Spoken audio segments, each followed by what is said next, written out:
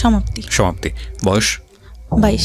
ওকে, সমাপ্তি, আপনি কেন মনে করলেন যে আজকে এই ধরনের সিক্রেটস নিয়ে লাখ লাখ মানুষের সামনে নিজেকে হাজির করা, এটার প্রয়োজনটা আসলে কি? আসলে আমার মতো অনেকেই হয়তো ফ্যামিলিতে এরকম সিচুয়েশনে পড়ে, যাতে সবাই বুঝতে পারে আর মা বাবা যেন বাচ্চাদের প্রতি বেশি খেয়াল করে, এই জিনিসগুলো যাতে বুঝতে পারে, তাদের সঙ্গে ফ্রিলি কথা বলে, এই জন্যই আসা। আচ্ছা, এবং আপনি কি আমাদের অনুষ্ঠানটা শোনেন? হ্যাঁ, রেগুলার শোনেন? রেগুলার বলতে ওইরকম শোনা হয় না, এই সারাদিন কাজ করে হাজব্যান্ড আসে, বাচ্চা নিয়ে ঘুমায় পড়া হয়, ইউটিউবে শোনা হয়। ওকে, ঠিক আছে, চলেন। আপনি যেহেতু ইউটিউবের কথা বললেন, আমি একটু বলে নেই শুরুতে, প্রিয় শ্রোতা, আমাদের ইউটিউব চ্যানেলটি হচ্ছে www.youtube.com/dfm904। আমি আবারও বলছি, youtube.com/dfm904। এবং আপনারা নিশ্চয়ই জানেন আমাদের ইউটিউবে একটা বিশেষ সুযোগ সুবিধার কথা আমরা বলে আসছিলাম অনেকদিন ধরে, এবং সেটা চালু হতে যাচ্ছে খুব শীঘ্রই। সেটা হচ্ছে অনুষ্ঠান চলাকালীন সময়ে একই সাথে আপনি ইউটিউবে একই সময়, অর্থাৎ রাত 11টায় আমাদের রেডিওতে অনুষ্ঠান শুরু হয়, ইউটিউবে 11টার সময় আমরা অনুষ্ঠানটা চালিয়ে দেব, এবং যেভাবে আপনি রেডিওতে শুনতে পান সেভাবেই আপনি ইউটিউবে শুনতে পাবেন। এবং ইউটিউবে একটু মানে ইউটিউবের লিসনার যারা, তারা আমাদের রেডিও লিসনারদের চেয়ে একটু এগিয়ে থাকবে। কেন এগিয়ে থাকবে? যদি আপনার অনুষ্ঠানটা ইউটিউবে যদি সাবস্ক্রাইব করে থাকেন তাহলে বুঝতে পারবেন। সুতরাং এটা একটা গ্রেট নিউজ আপনাদের জন্য। একই সময়, মানে রেডিওতে 11টার সময় শুরু হবে, ইউটিউবে 11টার সময় শুরু হয়ে যাবে। সো এটা আপনাদের জন্য একটা গ্রেট সুযোগ। তবে এটা ঠিক যে এটা ভিডিও না, এটা প্রিমিয়ার হবে, মানে আপনারা যখন টিউন করবেন 11টার সময় আপনারা পুরো অনুষ্ঠানটা ওখানে শুনতে পারবেন। সো ইউটিউবে যারা সাবস্ক্রাইব করেননি তাদেরকে আমি বলবো যে ইউটিউবে please subscribe it, www.youtube.com/dfm904। Subscribe করে নোটিফিকেশনটা অন করে রাখবেন। সমাপ্তি, শুরু করুন আপনি যেখান থেকে আপনার বলতে ইচ্ছে করে, কারণ আপনি যেহেতু আমাদের অনুষ্ঠান শোনেন, you have lot of ideas about our programme. So আপনি আপনার মতো করে শুরু করুন। প্রথমে আমরা ব্যাকগ্রাউন্ডে থাকি, তারপর আমরা দেখে আসলে আপনার জীবনের সিক্রেটসটা কি। জি, ছোটবেলা থেকেই শুরু করি। শিওর। ছোটবেলায় আমার ভাই হওয়ার পরে আমি 9 বছর পর হই। আচ্ছা। তা আমার বাবা বলতো যে এবার যদি মেয়ে না হয়, মানে আমার মাকে বলতো যে তাহলে কিন্তু তোমাকে রাখবো না। প্রথমে আপনার ভাই হয়? হ্যাঁ। আচ্ছা। তারপর আল্লাহর রহমতে আমি হই। আমার বাবা অনেক খুশি থাকে। আমাকে ভাইয়া যখন হয়, আমার মায়ের বয়স হয়তো তখন 13 বছর। জি। আমার বাবা লজ্জায় আমার ভাইকে কখনো কোলে টোলে নিত না, তা আমাকে অনেক আদর করতো। আচ্ছা। অনেক আদর করতো। আমি ছোটবেলা থেকেই মানে গ্রামে বড় হই, তা সবাই যেরকম বলে যে সোনার চামচ মুখে দিয়ে জন্ম, ওর হচ্ছে এরকম। মানে আমার দাদার একটু সম্মান, আমার দাদা ছিল হচ্ছে প্রাইমারি স্কুলে চাকরি করতো, আর আমার দাদা মারা যাওয়ার পরে আমার বাবার মানে সব কিছু ঘাড়ে সংসারের কাজ টাজ পড়ে। আর আমার বড় চাচা হচ্ছে পড়ালেখা করতো, ছোট চাচাকেও আমার বাবা পড়ালেখা করায়। আচ্ছা। পড়ালেখা করালে আমার চাচা একটা টাইমে হচ্ছে মানে একটু বড় হই, তখন একটু বুঝতে পারি, হয়তো 4-5 বছর বয়স, তখন থেকে মানে আমাকে কিভাবে যেন মানে ভালো করে মানে ব্যাড টাচ যেটাকে বলে ওরকম করতো। আমি বুঝতাম না, তখন তো বুঝি না আসলে এগুলা কি, ওটা বোঝার বয়সও না। আমার মানে আপন চাচা? হ্যাঁ, আপন চাচা, ছোট চাচা। ওকে। আমি তখন অতটা বুঝি না। আমার ঘুম আসানোর সময় বা দেখা গেছে পড়তে বসানোর সময় করতো, আমি বুঝতাম না যে আসলে এগুলা কি, কেন করতেছে। ওকে। তা আমার বাবা একটা পর্যায়ে বুঝতে পারে, তার অ্যাপেন্ডিসাইডের অপারেশন করে, তার সামনেই মানে ঠোঁটে কিস করা যেটাকে বলে, ওটা করে। আমি ভাবি ছোট তো তখন, এটা তো বুঝি না কি। এখন বুঝি যে ওটা কেন করলো আর আমার বাবা কেন তখন কিছু বললো না, এটা মনে হতো। তাই একটা পর্যায়ে যখন এরকম মানে গায়ে হাতটা দিত, তখন আমার বাবা একটা পর্যায়ে আমার কাছে জিজ্ঞাসা করে, আমার চাচাকে কিন্তু কোনো কিছু জিজ্ঞাসা করে না, আমাকে জিজ্ঞাসা করে। জিজ্ঞাসা করলে আমার চাচা আবার ভয় দেখায় যে তুমি যদি বলো তোমাকে ধরে মারবে। বলো মানে কি? মানে আপনার চাচা কি শিওর হয়ে গেছিল যে বিষয়টা আপনি জানেন বা বিষয়টা আপনি বোঝেন? যখন একটু বোঝা শিখলাম, হয়তো 7-8 বছর। আপনি কি কোনো কিছু জিজ্ঞেস করতেন না বিষয়টা নিয়ে, যে তুমি আমার সঙ্গে এরকম আচরণ কেন করছো? না, ভয় পাইতাম অনেক। চাচাকে ভয় পেতেন? হ্যাঁ, অনেক ভয় পেতাম। কেন ভয় পেতেন? মানে উনি আমাকে ধরতে আসতেছে, মানে ওই জিনিসটা ফিল হইতো যে কখন যেন হাত দিবে, কখন যেন কি করবে। মানে উনি আসলে পরে আমি ঘর থেকে একটা বেরোনোর অজুহাত খুঁজতাম। তো আপনি তখন 4-5 বছরের বয়স। 4-5 বছরের বাচ্চারা তো অনেক বেশি স্পন্টেনিয়াস হয়, মার সাথে ফ্রি হয় বা ভাইয়ের সাথে। আপনার ভাই তো বড়ই ছিল, ভাই বড় ছিল, পড়ালেখা করতো, ওরকম করে মানে অতটা ফ্রি ছিলাম না। তো বাবা বিষয়টা জানার পরে আপনাকে প্রশ্ন করে? হ্যাঁ, তখন হয়তো 7-8 বছর বয়স হবে, তখন 3-4 পড়ি হয়তো। আচ্ছা। তা আমি মানে বলি যে না, তারপরে আমি তো দেখছি। আমি বললাম, আমি তখন কথা বলি না কোনো। তাহলে আমি কিন্তু চাচার কাছে জিজ্ঞাসা করবো? আমি বলি যে সেটা তুমি জানো। তা সে জিজ্ঞাসা করে কিনা জানি না, আমার চাচা জিজ্ঞাসা করে তুমি কি তোমার আব্বুরে কিছু বলছো? আমি তখন আমার বাবা আবার বলে যে আমি তোরা জিজ্ঞাসা করছি, তুই এটা তোর চাচারে বলবি না। আমি বলি না, বলি নাই কিছু। বলে আচ্ছা ঠিক আছে। রাতে ঘুমাই থাকতাম, আমার দাদির সঙ্গে শুইতাম। সে রাতে উঠে এসে আমার গায়ে মানে টাচ করতো। আপনার দাদির সঙ্গে আপনি ঘুমাতেন, চাচা এখানে থাকবে কেন? অন্য রুমে থাকতো, রাতে যখন সবাই ঘুমাই যেত তখন উঠে আসতো। তো ভয়ঙ্কর বিষয়গুলো। এবং আপনি কিছু বলতেন না? কি বলবো, কি মানে তখন তো এটা বুঝি না ভাইয়া, শুধু টাচ করতো। তো বাট আপনার তো ভয় লাগা উচিত। মানে আমি জানি না, আমি প্রশ্নগুলো আমার আসছে বলে আমি করছি। আমি অতটুকু বয়সে যতটুকু সোরা পড়তাম, যতটুকু যার কাছ থেকে শুনছি যে এই দোয়া পড়লে রাতে কোনো খারাপ কিছু হবে না বা কোনো কিছু কেউ করতে পারবে না, আমি ওইটা পড়ে ঘুমাতাম যে হয়তো আজকে কিছু হবে না, কিন্তু সেই জিনিসটাই হতো। ওকে, আপনি বলেন। হ্যাঁ, আমার অনেক কথাই বলার আছে। আমি বহুবার বলেছি এবং আমি আবারও বলছি যে রেডিও ইন্ডাস্ট্রিতে আমি যেসব বিষয়গুলো নিয়ে কাজ করেছি লাস্ট 10 ইয়ার্সে, তার মধ্যে এই যে চাইল্ড সেক্সুয়াল অ্যাবিউজ, এই অ্যাবিউজের উপরে যে যারা এরকম ঘটনার মুখোমুখি হয়েছেন তাদেরকে ফ্রন্টলাইনে নিয়ে এসে তাদেরকে স্পিক আউট করা, বলানো তাদের মুখ দিয়ে, এই সাহসটা আমি দুর্দান্তভাবে দেখিয়েছি। সেটার জন্য আমাকে নিয়ে অনেকে সমালোচনাও করেন, অনেক বাজে কথাও বলেন, অনলাইনে বলেছেনও। সেগুলো দিকে আমি কান তুলিনি এই কারণে অনেকে মনে করেন যে এই ধরনের কথা রেডিওতে আসা উচিত না। অনেকে মনে করে যে এটা এক ধরনের বেহায়াপনা। অনেকে মনে করে ঘরের কথা ঘরেতেই রেখে দেওয়া উচিত। আমি মনে করি এটা একটা ঘায়ের মতো, পচা ঘা, নোংরা একটা ঘা। এই ঘাটাকে যত বেশি ঢেকে রাখা হবে, এই ঘাটা তত বেশি ছড়াবে এবং এটা একসময় ক্যান্সার হয়ে যাবে। আমাদের এখন বলার যুগ। কোনো অন্যায় হলে আমরা স্পিক আউট করি এবং আমরা মনে করি এই স্পিক আউটটা একটা সময় অন্যায়টাকে ইরেজ করে দেবে। হ্যাঁ, অবশ্যই চাইল্ড সেক্সুয়াল অ্যাবিউজ এটা সারা দুনিয়াতেই, শুধু বাংলাদেশে না, সারা দুনিয়াতেই ভয়াবহ রকমের একটা প্রবলেম। আপনি কল্পনাও করতে পারবেন না একটা শিশু কার দ্বারা শারীরিকভাবে নির্যাতনের শিকার হতে পারে। সেটা ব্লাড কানেক্টেড থেকে শুরু করে ব্লাড কানেকশনের বাইরে বিভিন্নভাবে এগুলোকে বিভিন্নভাবে আমাদের সামনে এখন নিয়ে আসা হচ্ছে মানুষকে সচেতন করার জন্য। আমি বেস্ট বাংলাদেশের এখন পর্যন্ত যতগুলো এনজিও বা বিজ্ঞাপনী সংস্থা যাই বলেন এখন যারা কাজ করেছে, তার মধ্যে একটা লাইন আমার কাছে মনে হয়েছে, আমি অনেকবার বলেছি রেডিওতে, এখনও বলছি, যে বেস্ট মনে হয়েছে এটাকে স্টপ করার জন্য। সেটা হচ্ছে শিশুকে তার শরীরের সীমানা বোঝান। শিশুকে মানুষ আদর করবে, এটাই স্বাভাবিক, কিন্তু কোনটা গুড টাচ, কোনটা ব্যাড টাচ, এবং ব্যাড টাচ হলে সেটা নিয়ে স্পিক আউট করা, ব্যাড টাচ হলে প্যারেন্টসদের কাছে গিয়ে বলা, ব্যাড টাচ হলে এমন কাউকে গিয়ে সেটা বলা যিনি অ্যাকশনে যেতে পারেন, এবং যদি সেটা না হয় তাহলে সে কোথায় যেতে পারে, এই বিষয়গুলো নিয়ে কথা বলা। এটা স্কুলে বলা প্রয়োজন, এবং নট অনলি দিস, স্কুলে শুধুমাত্র না, ফ্যামিলিতে বলা প্রয়োজন। এবং বলার জায়গা থেকে আপনি কিছু করতে চাচ্ছেন, শিওর, এবং বলার জায়গাটা থেকে আমার মনে হয় তারা একটা নির্ভরতার জায়গা ক্রিয়েট করার প্রয়োজন। সো এটা নিয়ে আমি বহুবার রেডিওতে বলেছি এবং আজকের এই স্টোরিটা হয়তো সেদিকেই যাচ্ছে।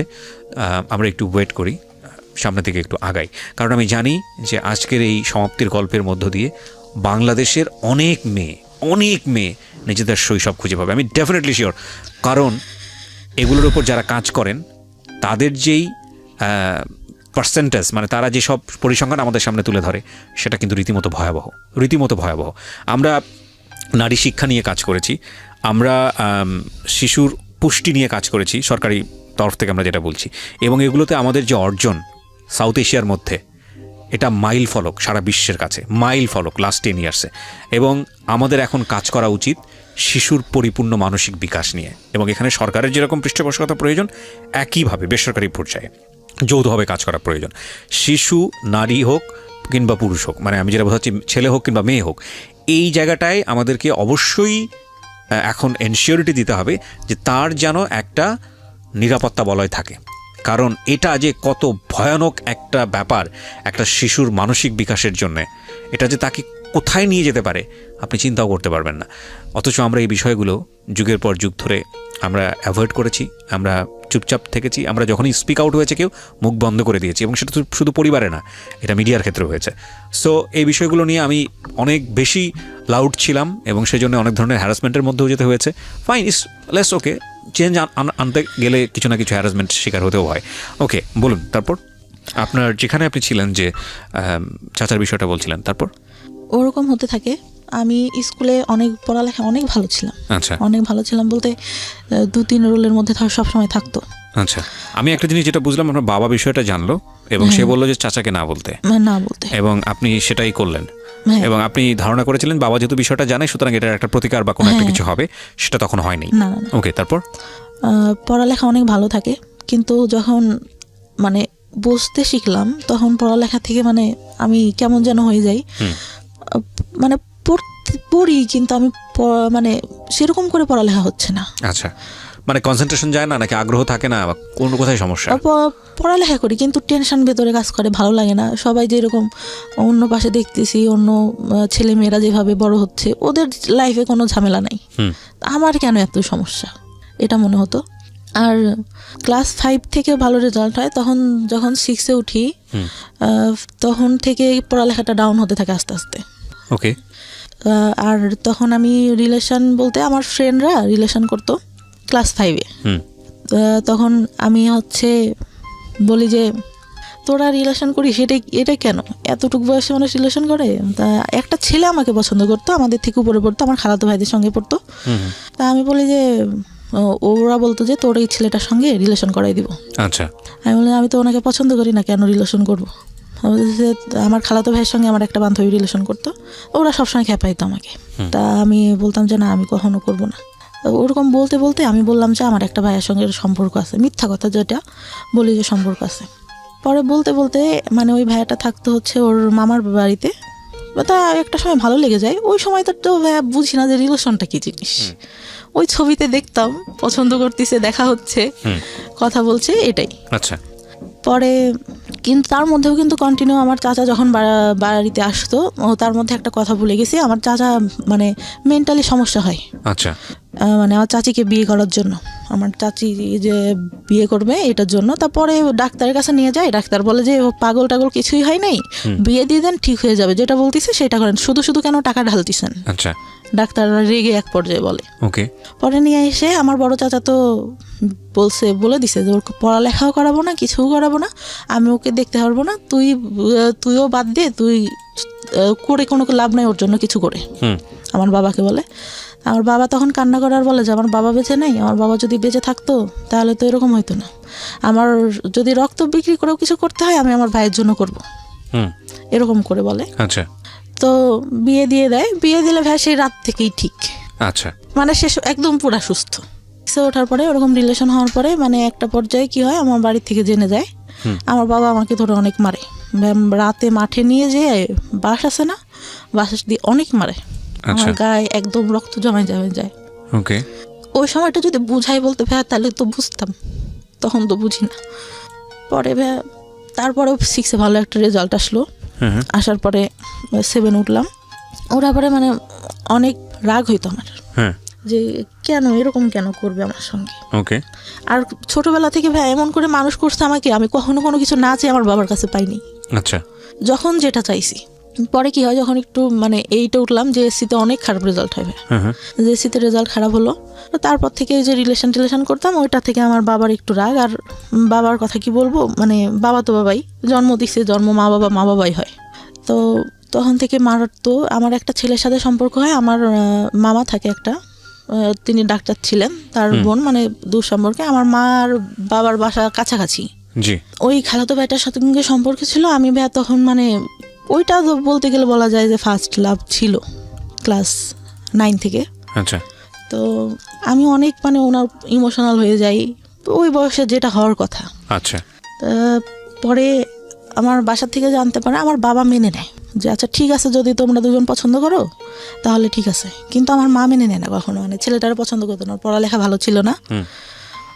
চাচা বাইরে পড়ালেখা করতো, ছোট চাচা, যে আমার মানে খারাপভাবে দেখতো, সে মাঝে মধ্যে আসতো যখন, আমি অনেক ভয় পাইতাম। একটা টাইমে যখন ছোট, এগুলা বলতে ভুলে গেছি, আমার ভাইয়ার এসএসসি পরীক্ষার আগে আমরা মানে টাউনে যেয়ে বাসা নেয় আমার মা, আমার ছোট চাচা তখন বিয়ে হয়। তখন মানে ভাইয়া পড়ালেখাতে একটু ডাউন ছিল, মানে ওর মেধাটা তো ভালো ছিল না। আচ্ছা। তো এখানে নিয়ে যায় বা বলে যে এখানে তো কাজ টাজ করতে হয়, পড়তে পারে না, কি করে বেড়ায় না বেড়ায়, বাসায় গেলো এখান থেকে, মানে ও টাউনে পড়ালেখা করতো, তো ওখান থেকে সুবিধা হবে। হ্যাঁ। ওইখানে বাসা নাই, আমি ভালো একটা স্কুলেই পড়ালেখা করতাম, ছোট মানে নার্সারি থেকে শুরু করি, আচ্ছা। ওখান থেকে ক্লাস 5-4 পর্যন্ত ওইখানে পড়ি। তখন ওইখানে মেবি 2 বছর মতো থাকা ছিল টাউনে। তো তখন ফ্রেন্ডদের সাথে অনেক ভালো, এখান থেকেই যেতাম। আমার খালাতো ভাই একটু উপরে পড়তো, আমি নিচে পড়তাম। আর ওই ভাইয়ার পরীক্ষা দেয়, এসএসসিতে ফেল করে ইংলিশে। আচ্ছা। আমার বাবা নাকি, আমি তো তখন ছোট ছিলাম, মনে নেই, আমার মা যতদূর বলে, তো অনেক কান্না করে আর বলে যে আমার মেয়ে আমার কখনো মানে খারাপ কিছু করবে না, আমার মেয়ে আমার সম্মান রাখবে। আমার ভাইয়ের একটা কি ছিল, ও আব্বু যখন থাকতো না, ও বসে বসে টিভি দেখতো, যে আব্বুর আসা শব্দ শুনতো, তখন আব্বুর বাইক ছিল, শব্দ শুনলে আস্তে করে টিভিটা বন্ধ করে পড়তে বসে যেত। আচ্ছা। আমার পড়ালেখা মোটামুটি ভালো ছিল, সবসময় 2-3-এর মধ্যে থাকতো রোলটা। আচ্ছা। আমার স্কুলে অনেক মানে ছাড়া অনেক ভালোবাসতো। আর ছোটোবেলায় আমাকে নাকি বলতো যে, তখন বিএমপি সরকার, বলতো যে খালেদা জিয়ার নাতনি আছে না, ওকে ওর মতো লাগে। একটা স্যার তো খুব আদর করতো আমাকে, ওভাবে মানে খুব ভালোবাসতো সবাই। আমার বান্ধবীদের মধ্যে সবাই বলতো যে অনেক সুন্দর দেখতো। আচ্ছা। বান্ধবীরাও অনেক মানে সবসময় ফার্স্ট বেঞ্চে বসা, সবার সাথে মজা করা। বড় হই আস্তে আস্তে, কিন্তু ওই যে চাচা যে ওইটা করতো, ওটা তো আর কারোর সঙ্গে আমি বলতে পারি না। জি। ওটা তো ভেতরেই থেকে যায়, খুব খারাপ লাগে। পরে যখন ওই ভাইয়া ফেল করার পরে বাসা ছেড়ে দিয়ে আবার বাড়িতে যখন আসলো, তখন আবার ওইটা বেড়ে গেল। আচ্ছা। বেড়ে গেল বলতে পরে যে বাবা একটা টাইমে দেখতে পারে, কিন্তু আমার বাবা কিন্তু একটাবারও আমার চাচার কাছে জিজ্ঞাসা করে নাই যে ও তো তোর মেয়ের মতো, তুই কেন এগুলো করিস। সে তো তাকে বলবে, আমি তো ছোট, আমি তখন ভাই বুঝি না। আমাকে এটা জিজ্ঞাসা করে আর আমাকে নিষেধ করলে বা আমি কি করতাম। আমি যে রুমে থাকতাম, তার পাশের রুমে আমার চাচা থাকতো, আমার চাচি তার কাছে আছে শুয়ে, কিন্তু সে রাতে ঘুমাই গেলে উঠে ঠিক আমার এখানে আসবে। ভাইয়া অনেক কান্না করতাম, বিশ্বাস করবেন না। আর চুল টানতাম, হাতে কাটতাম, করতাম। খুব যখন খারাপ লাগতো, নিজের গায়ে নিজে খামচাতাম, অনেক কষ্ট হইতো। আর তখন পড়ালেখা মানে অঙ্কটা আমি খুব খারাপ পারতাম, অঙ্কটা ভালো হতো না। আমার চাচা পড়াইতে বসানোর মধ্যে আমার মা তো ভাবতেছে তো মনে হয় পড়াচ্ছেই, পড়তে বসায় ভাইয়া মানে সবসময় হাত গায়ে দিতেই থাকতো। আপনার চাচা? জি। পড়ার পরে চাচার পড়ালেখা শেষ হয়, তখন আমি ক্লাস 5-এ আমার চাচার পড়ালেখা শেষ হয়ে উনি একটা জব পাই টাউনে, আমরা যেখানে থাকতাম সেখানে সরকারি ইয়াতেই। তো দিলে ওটা বেতন বেশি ছিল না। চাচার সঙ্গে আমার আবার গার্লস স্কুলে ভর্তি করে দেয়। ওই সময় যে বললাম না একটা ছেলের সাথে সম্পর্ক, এটা জানার পর আমার গার্লস স্কুলে দিয়ে দেয়। জি। গার্লস স্কুলে দিয়ে দিলে ওই ছেলেটার সঙ্গে আমি আর পরে কথাটা তো বলি না, নিজের থেকেই বাদ দিয়ে দিই যে মারতেছে আমাকে ধরে, মার খাবো আর কি পড়ালেখা হচ্ছে না, বাদ দিয়ে দিলাম। পরে 6-এ ওইখানে আমার চাচাই সঙ্গে করে নিয়ে যেত। আচ্ছা। নিয়ে যেত। স্কুল শেষে খালার বাসায় আসতাম, আমার খালার বাসা ওইখানে ছিল। আসলে দেখা যেত আমার চাচার অফিস বিকালে শেষ হইতো, যাইতে দেখা গেছে বাড়ি যাইতে তখন ইটের রাস্তা ছিল, দেখা গেছে যে 20-25 মিনিট লেগে যেত আমার বাড়ি যেতে। অন্ধকার হয়ে গেলে ভাই সে গাড়িতে বসে দেখা যাচ্ছে আমার গায়ে হাত দিচ্ছে। মানে এটা কন্টিনিউ একটা ভয়ঙ্কর রকমের একটা মানুষ আপনাকে, মানে আপনার কাছে তো এরকমই মুহূর্ত হওয়ার কথা, যে মানুষটাকে আমি এত বেশি অপছন্দ করি, সেই মানুষটা আমার পাশে কন্টিনিউয়াসলি এটা করছে, এবং আপনি সেটাকে মুখ বন্ধ করে মানে একজনের শাই ফিল হোক বা যেটার কারণেই হোক, আপনি কাউকে স্পিক আউট করছেন না, কাউকে বলছেন না? কাউকে না। আচ্ছা। কাউকে না। ক্লাস 9 থেকে এটা অনেকের মানে কিছু কেউ জানে, তার আগ পর্যন্ত আমি কাউকে কিছু বলিনি, কাউকে না। পরে ওইভাবে যেতে থাকলাম, একটা বছর গার্লস স্কুলে পড়া হয় আমার চাচা। তারপর ওইখান থেকে চাকরিটা ছেড়ে দিয়ে, মানে বেতন কম ছিল দেখে সুগার মিলে চাকরি নেয়, তখন সে ওইখানে চলে যায়। আচ্ছা। পরে ওইখানে গিয়ে আমার চাচিকেও নিয়ে যায়। পরে তো ওইখান থেকে ভাইয়া বাঁচলাম। আচ্ছা। মনে হলো যে না, কিন্তু আমি যে রিলেশন করতাম আমার মনে হতো যে ভাইয়া আমি এখান থেকে বেরোতে পারলে বাঁচি। এই ছেলেটার সঙ্গে রিলেশন করতেছি, ও যদি আমাকে নিয়ে যায় আমার তো এখানে থাকতে হবে না। সবসময় এটা মনে হতো যে আমি এই ফ্যামিলিতে কেন থাকবো। আচ্ছা। আর আমি ভাবতাম যে এরকম ফ্যামিলি মানুষের হয়। আরও তো আশেপাশে আমার বান্ধবীরা আছে, ওরাও তো কত ভালো, কতই। খুব খারাপ লাগতো। আর একটা আমার বাবা ছোটোবেলায় স্কুলে যাইতাম, ফার্স্টে হয়তো দিত, তখন 2 টাকা 5 টাকা অনেক কিছু পাওয়া যাইতো ভাইয়া। তাই কি হয়, আমার বান্ধবীরা একটু ভালো ফ্যামিলি ছিল, আমার বাবা মানে আমাদেরও ভালো ফ্যামিলি, কিন্তু আব্বু ওইভাবে টাকা দিতে চাইতো না। আমি কি করি, আব্বুর পকেট থেকে টাকা নিই, মনে হয় 6 টাকা না কয় টাকা, সেটা নিয়ে আমার আব্বু মানে দেখে ঘুমের ঘরে আমার ছোট খালাকে বলে। তা আমি সেদিন অনেক কান্না করি, স্কুলে যাই না। যে আমি তো বেশি টাকা নিই নি, আর আমার হয়তো এটা ভুল ছিল ভাইয়া। আর ওরা যখন ইয়া করতো না, মানে সবাই খাচ্ছে এটা ওইটা, আমি তো নিতে পারতেছি না, ওইটা অনেক খারাপ লাগতো। কিন্তু টিফিন দিয়ে দিত, টিফিনের পরেও যে দোকান টোকান আসতো সবাই নিত, খারাপ লাগতো অনেক।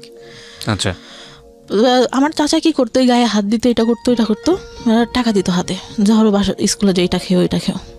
তা আমার মনে হতো যে কী রে, উনি এরকম করেন, আমার হাতে টাকা দেয় কেন, আমি কোনো কাছে টাকা চাই নাকি, এরকম মনে হতো। আর আব্বুর উপর অনেক রাগ হইতো যে কি ব্যাপার, উনি কিছু কেন বলে না, উনি তো জানে। পরে 5-এ ভালো রেজাল্ট করলাম, একটা ভালো রেজাল্ট আসলো, বৃত্তি দিছিলাম, বৃত্তি পাইনি কিছু নাম্বারের জন্য। অনেক আশা নিয়ে গার্লস স্কুলে ভর্তি করলো, গার্লস স্কুলে পড়তে পারলাম না। চাচার ওই যে গেল, কে নিয়ে যাবে, আমার বাবার ভাই কে নিয়ে যাবে, অন্য মানুষের সাথে রিলেশন করে, তখন যদি কিছু করে ফেলায়, এই চিন্তাটা।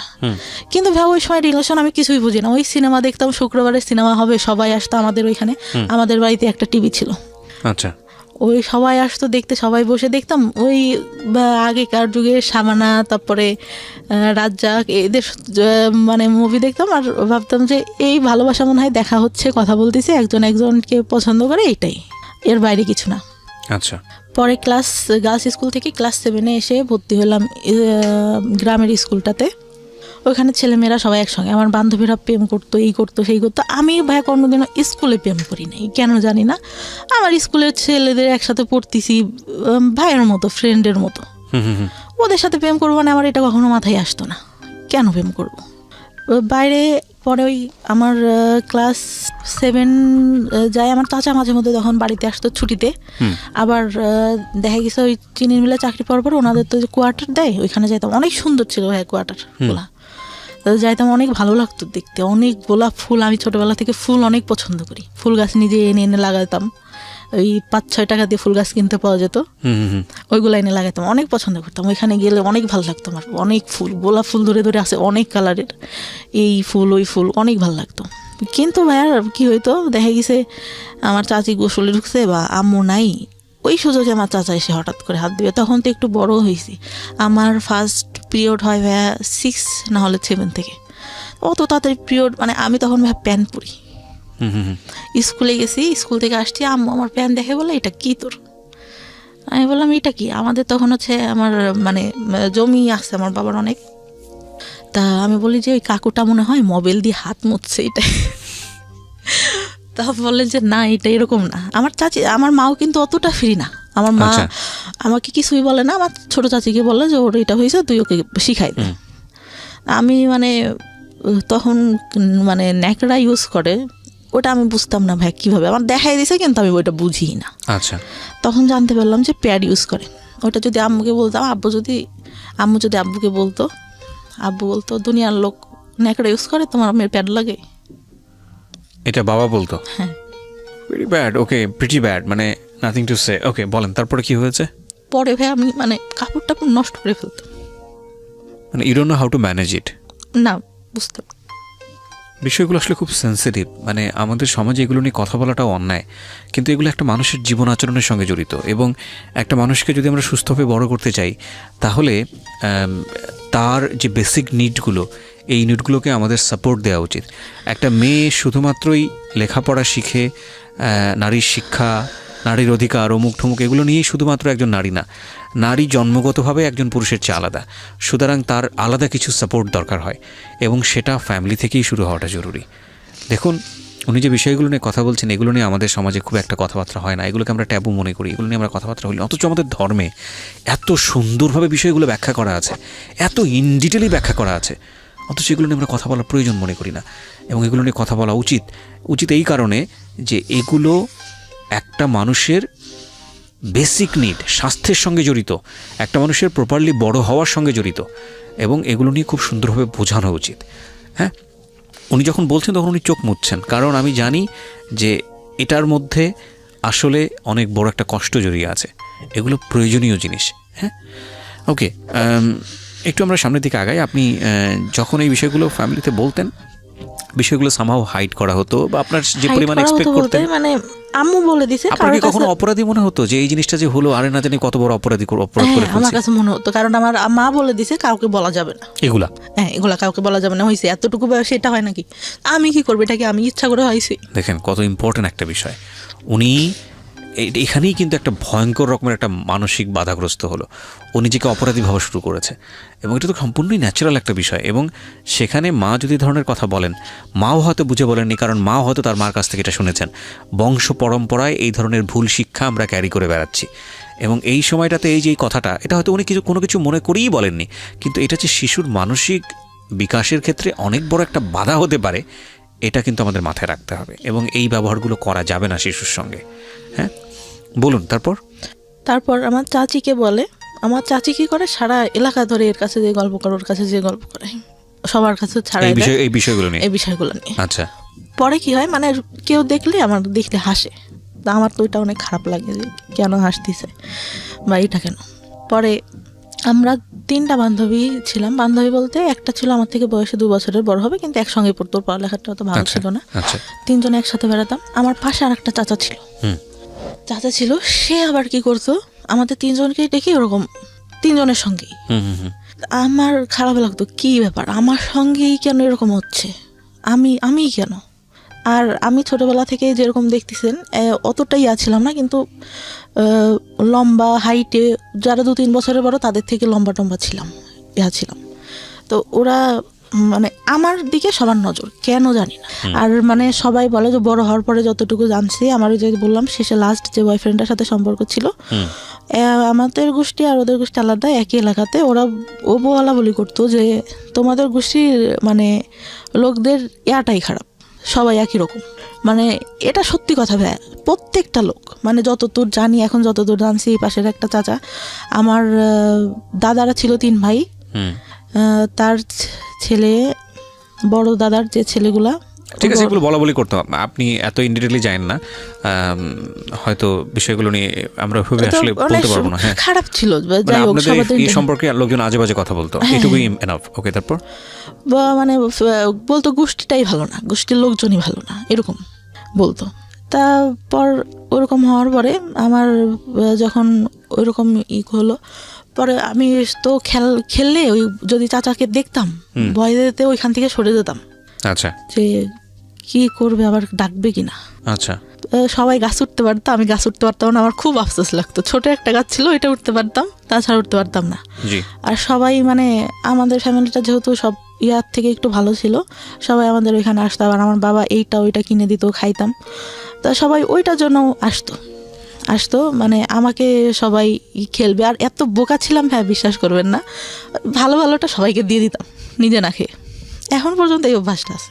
তা যখন 6 থেকে গার্লস স্কুল থেকে 7 আবার এখানে এসে ভর্তি হলাম, বান্ধবীরা প্রেম করে, এই করে সেই করে, আমার খুব খারাপ লাগে, স্কুলে কেন এটা করবো। আবার স্যাররা দেখা যাচ্ছে ওইটা নিয়ে খারাপ কথা বলতেছে, খারাপ লাগে। তারপরে আমি স্কুলে যাই, যখন পিরিয়ড হতো তখন স্কুলে যাইতাম না ভাইয়া, কারণ আমি ক্যারি করতে পারি না, ওইটা আমি কাপড় নোংরা করে ফেলতেছি। আচ্ছা, এই সময় আপনার মা আপনাকে কোনো সাপোর্ট দিত না? না, মা টাকা পাবে কোত্থেকে? মা ওই যে হাঁস মুরগি একটু পালতো, ওইটা দিয়েই দেখা গেছে এইটা ওইটা করতেছে সংসারে। আমার বাবা কেমন ছিল, এই বাজার করতেছে, এই করতেছে, লোকজন আসতেছে, আহামরি কেনা কিনতেছে, কিন্তু সংসারে কি দরকার হইলো ওটা নিয়ে তোর কোনো মাথা। তখন বুঝি, তখন আসলে ওইটা মাথার মধ্যে কাজ করে যে এইটা কি করতেছে আমার সঙ্গে, কেন। তখনও কিছু বলতে পারি না। 8 থেকে রেজাল্ট খারাপ হলো, তাছাড়া তো ওই যে মাঝে মধ্যে আসতো। 9-এ যখন উঠি, তখন আমার ওই যে খালাতো ভাই আছে একটা, মানে চাস্তো মামার বোনের ছেলে, ওর সঙ্গে আমার রিলেশন হয়। তো রিলেশন হলে একটা পর্যায়ে মানে চলতে থাকে, আমি অনেক সিরিয়াস হয়ে যাই। তা আমি বলতাম, ভাই আপনি কি সিরিয়াস? আপনি করে বলতাম তখনও। তা বলতো সিরিয়াস ছিলাম না, এখন হই। তা আমার মানে অনেকের কাছে আমি নাম্বার দিই, আমার বড় আপুরা যারা ছিল, বলতাম যে পরিচয় না দিয়ে কথা বলবা, দেখবা যে আসলে আমাদের ভালোবাসে না, তোমাদের সাথে কথা বলতে চাই। ভাই কী করতো, ওরা যেই ফোন দিত ও কথা বলে দেখা করার জন্য পাগল হয়ে যেত। আচ্ছা, যে আমি তোমার একবার দেখবো, তুমি এখানে দেখা করো। পরে বয়ফ্রেন্ডের যখন দেখলাম যে উনি আমার প্রতি সিরিয়াস না, অনেক মেয়ের সঙ্গেই কথা বলে, এর সাথে সম্পর্ক করতেছে, ওর সাথে যে ফোন দেয় তার সঙ্গেই, একটা পর্যায়ে আমি কি করলাম, নিজে থেকে বাদ দিয়ে দিলাম। হ্যাঁ, বাদ দেওয়ার পরে কিন্তু এতটা মানে করি, আমি ঘুমের ওষুধ খাইতাম, আমার ঘুম আসতো না, ঘুমের ওষুধ খাইতাম। আর খুব খারাপ লাগতো। তার মধ্যে আবার যে মাঝে মাঝে চাচা আসতো, তাই কী হয় একটা বার আমার মা বলে যে তুই ওর সাথে সম্পর্ক করিস, আমি তো বলছি যে তুই ওর সাথে কথা বলার দরকার নেই। আমার দাদির ফোন ছিল, দাদির ফোন দিয়ে কথা বলতাম। পরে আমি কি করি বলো, যে তোর বাবার কাছে বলবো। বাবা তো জানতো, কিন্তু মানে কি বলবে, আমি অনেক ভয় পেয়ে যাই। আচ্ছা, ভয় পেয়ে যায় যে আমার চাচা এরকম এরকম, এইটাই তো কিছু বলে না, আবার এইটা নিয়ে দেখা গেলো কি বলবে। আমার মায়ের আবার একটা সমস্যা ছিল, কিছু হইলে আমার বাবাকে বলতো। আচ্ছা। আমি একবারে 40টা ঘুমের ওষুধ খাই ওই ক্লাস 9-এ থাকা অবস্থায়? ক্লাস 9-এ থাকা অবস্থায়। মানে কি আপনার প্ল্যান ছিল যে আপনি সুইসাইড করবেন? সুইসাইড করবো। ওকে। খেলে ভাইয়া তখন মানে আমার পরীক্ষা তার 3 দিন পর, 2 দিন পর, আচ্ছা। ক্লাস 9-এর। পরে আমি মানে দরজাটা যে লাগাবো আমার এটা মনে নেই, আমি বিছানার উপর দিয়ে শুয়েছি ভাই, আমি মানে ঘুমাই গেছি নাকি আমি জানি না, কিছু বলতে পারি না। পরে নাকি যতদূর শুনছি, আমার যতদূর আমাদের এই কাজের ছেলেটা আম্মু যতদূর বলছে, আর বাবা উঠাই নিয়ে আসে। শুধু আমার মনে আছে আমার বাবা আমাকে মারছে, এতটুকু মনে আছে, যে অনেকগুলা থাপ্পড় মারে আমার মুখে। ওকে। মানে ঘুমের মধ্যে আমার শুধু অতটুকুই স্মরণ আছে। আমি নাকি অনেক বমি করি ভাইয়া। আচ্ছা। বমি করি, আমার 4-5 দিন পর্যন্ত কোনো ইয়া ছিল না। আমি জামাটা চেঞ্জ করবো এটাও করতে পারতাম না। গোসল খাওয়া সব আম্মার দাদি ধরে করাইতো। ওকে। করাইতো। পরে আমার বয়ফ্রেন্ডটার সাথে ইয়া হয়ে যাওয়ার পর ক্লাস 10-এ যখন উঠলাম, আমি 9 থেকে অঙ্কে অনেক খারাপ রেজাল্ট করি। অঙ্কে মানে 10-এ টুনে মনে হয় 34 না কত পেয়ে পাশ করি। আমার বান্ধবীরা অনেক হাসাহাসি করতো। আর আমার যে বয়ফ্রেন্ডটার সাথে সম্পর্ক ছিল ওরা জানতো। আরও ওই মাঝে কথা বলতাম, অনেক ছেলে ঘুরতো ভাইয়া, অনেক ছেলে ঘুরতো। আর ওই ঘুমের ওষুধ খাইতাম, মানে প্রাইভেট পড়তে যেতাম, কেমন অ্যাবনর্মাল টাইপের হয়ে গেছিলাম আমি। পড়াচ্ছি মানে আমার কোনো খেয়াল নেই। স্যার বলতে যে কী ব্যাপার, তুমি খেয়াল করো না কেন, দেখলে তো পারো, অনেক ভালো পারো, দেখো না কেন। স্যার বলেন আমি বাসায় যেয়ে দেখবো। স্যারটা অনেক আদর করতো। তা ওইভাবেই পড়ে অঙ্ক ভালো পারতাম না, হাসাহাসি করতো। আর ওই যে ছেলেগুলো প্রপোজ করতো ভাইয়া, ওরা কি মানে এরকম ছিল, কিছু না করলেও ভাইয়া কেন ছেলে মানুষ এরকম আমি জানি না, বলতো যে সব করছি। ওই মেয়েরা তো আমি সব করছি। আচ্ছা। ওকে।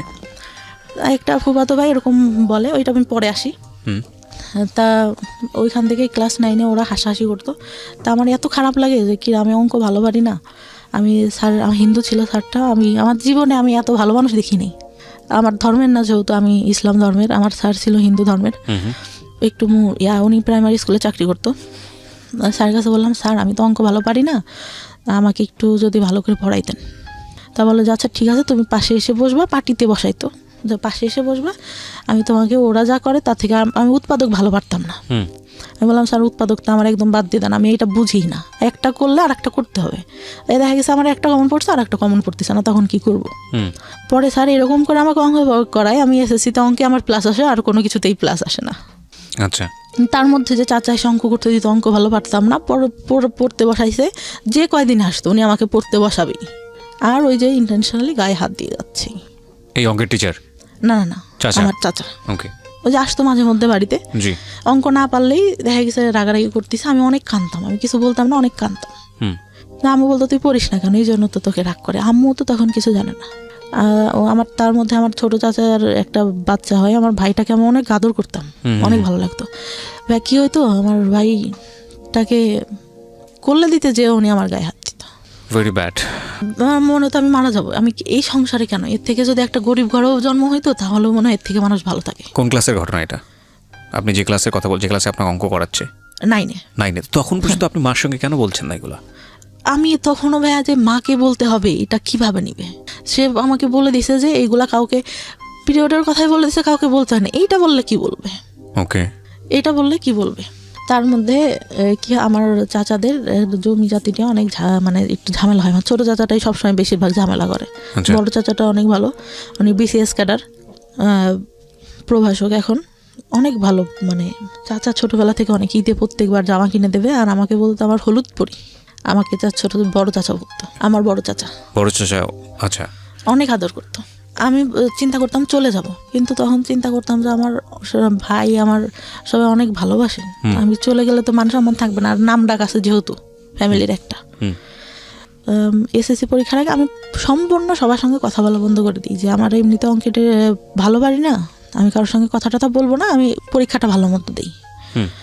তো পরীক্ষাটা দিই, পরীক্ষা দেওয়ার পরে আসলো এই কোনো রকমে মানে পাশ করলাম, ভালোই মোটামুটি একটা রেজাল্ট আসলো।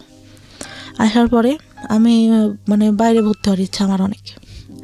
তা টাউনে সরকারি মহিলা কলেজে আমার সব মানে ইয়াটিয়া দিলাম, চান্সও হইলো ওইখানে, কিন্তু আমার আব্বা ভর্তি করলো না।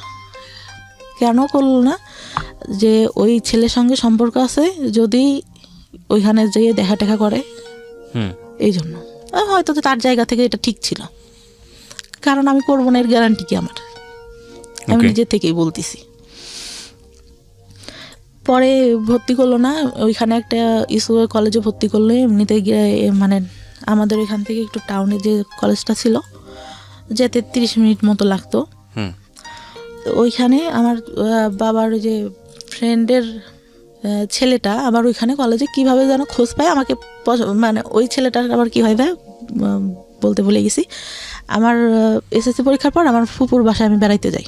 আচ্ছা, গেলে তা ওরা তো আমাদের বাসা থেকে আগের থেকে আসে, দেখা গেছে একটা অকেশন হইলে, একটু অনুষ্ঠান হইলে আসে, আঙ্কেল আসে, আঙ্কেলের ছেলে আসে।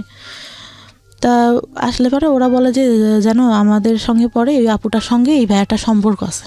আমি কী বলিস, ও তো আমার দিকে একটু এরকম তাকায়, আমি তো বুঝি।